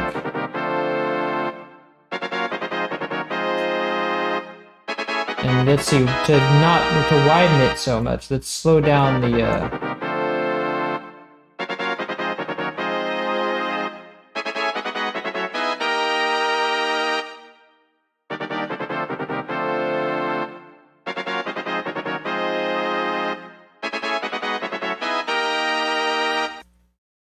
Let me see if I can also make the I want the vibrato to be as thin as possible.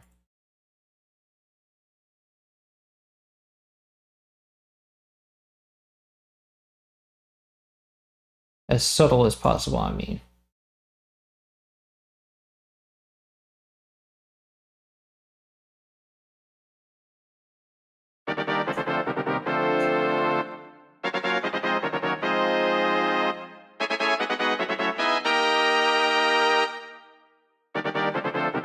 There we go, that works.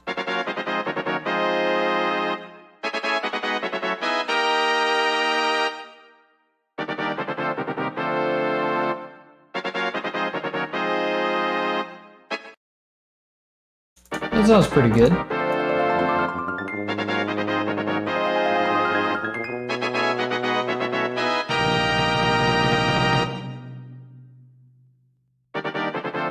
Okay.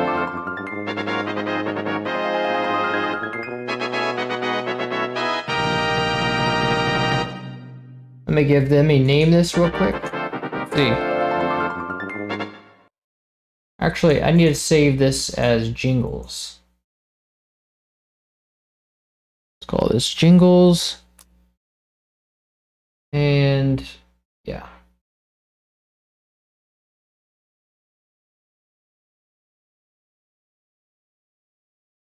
And that'll do it. I think we're at 3 hours now of streaming time, so I'm going to take a break, and then I might come back. I'll probably come back for about another 3 hours maybe. So we'll see. Also I might just we'll see if I might return. Yeah, because I'm also going to be streaming like tomorrow and stuff like that, or I might be streaming tomorrow. So we'll see. But I might just call it a night because we've done 3 songs, so that should be good enough. All right, well, if nobody else has any concerns, I will end the stream here, and I will see you guys next time. So we've done 3 songs. These songs will be up on YouTube. We've done 3 songs and some jingles, but the jingles won't be up on YouTube. The three songs we've done. We did the boss tune and the what was the other one? We did the boss, the Pink Rabbit theme from the Golden Power Land, and the Forest of Mystery. So those three songs will be up on YouTube. And they'll be staggering days. Like there'll be like first it'll be the boss theme, and then it'll be the Pink Rabbit theme, and then the Forest of Mystery. And so those will be staggered in each of days. So yeah, that'll be slated for the next days. So I will see you guys next time, next week, or whenever I start to stream again. So have a nice day.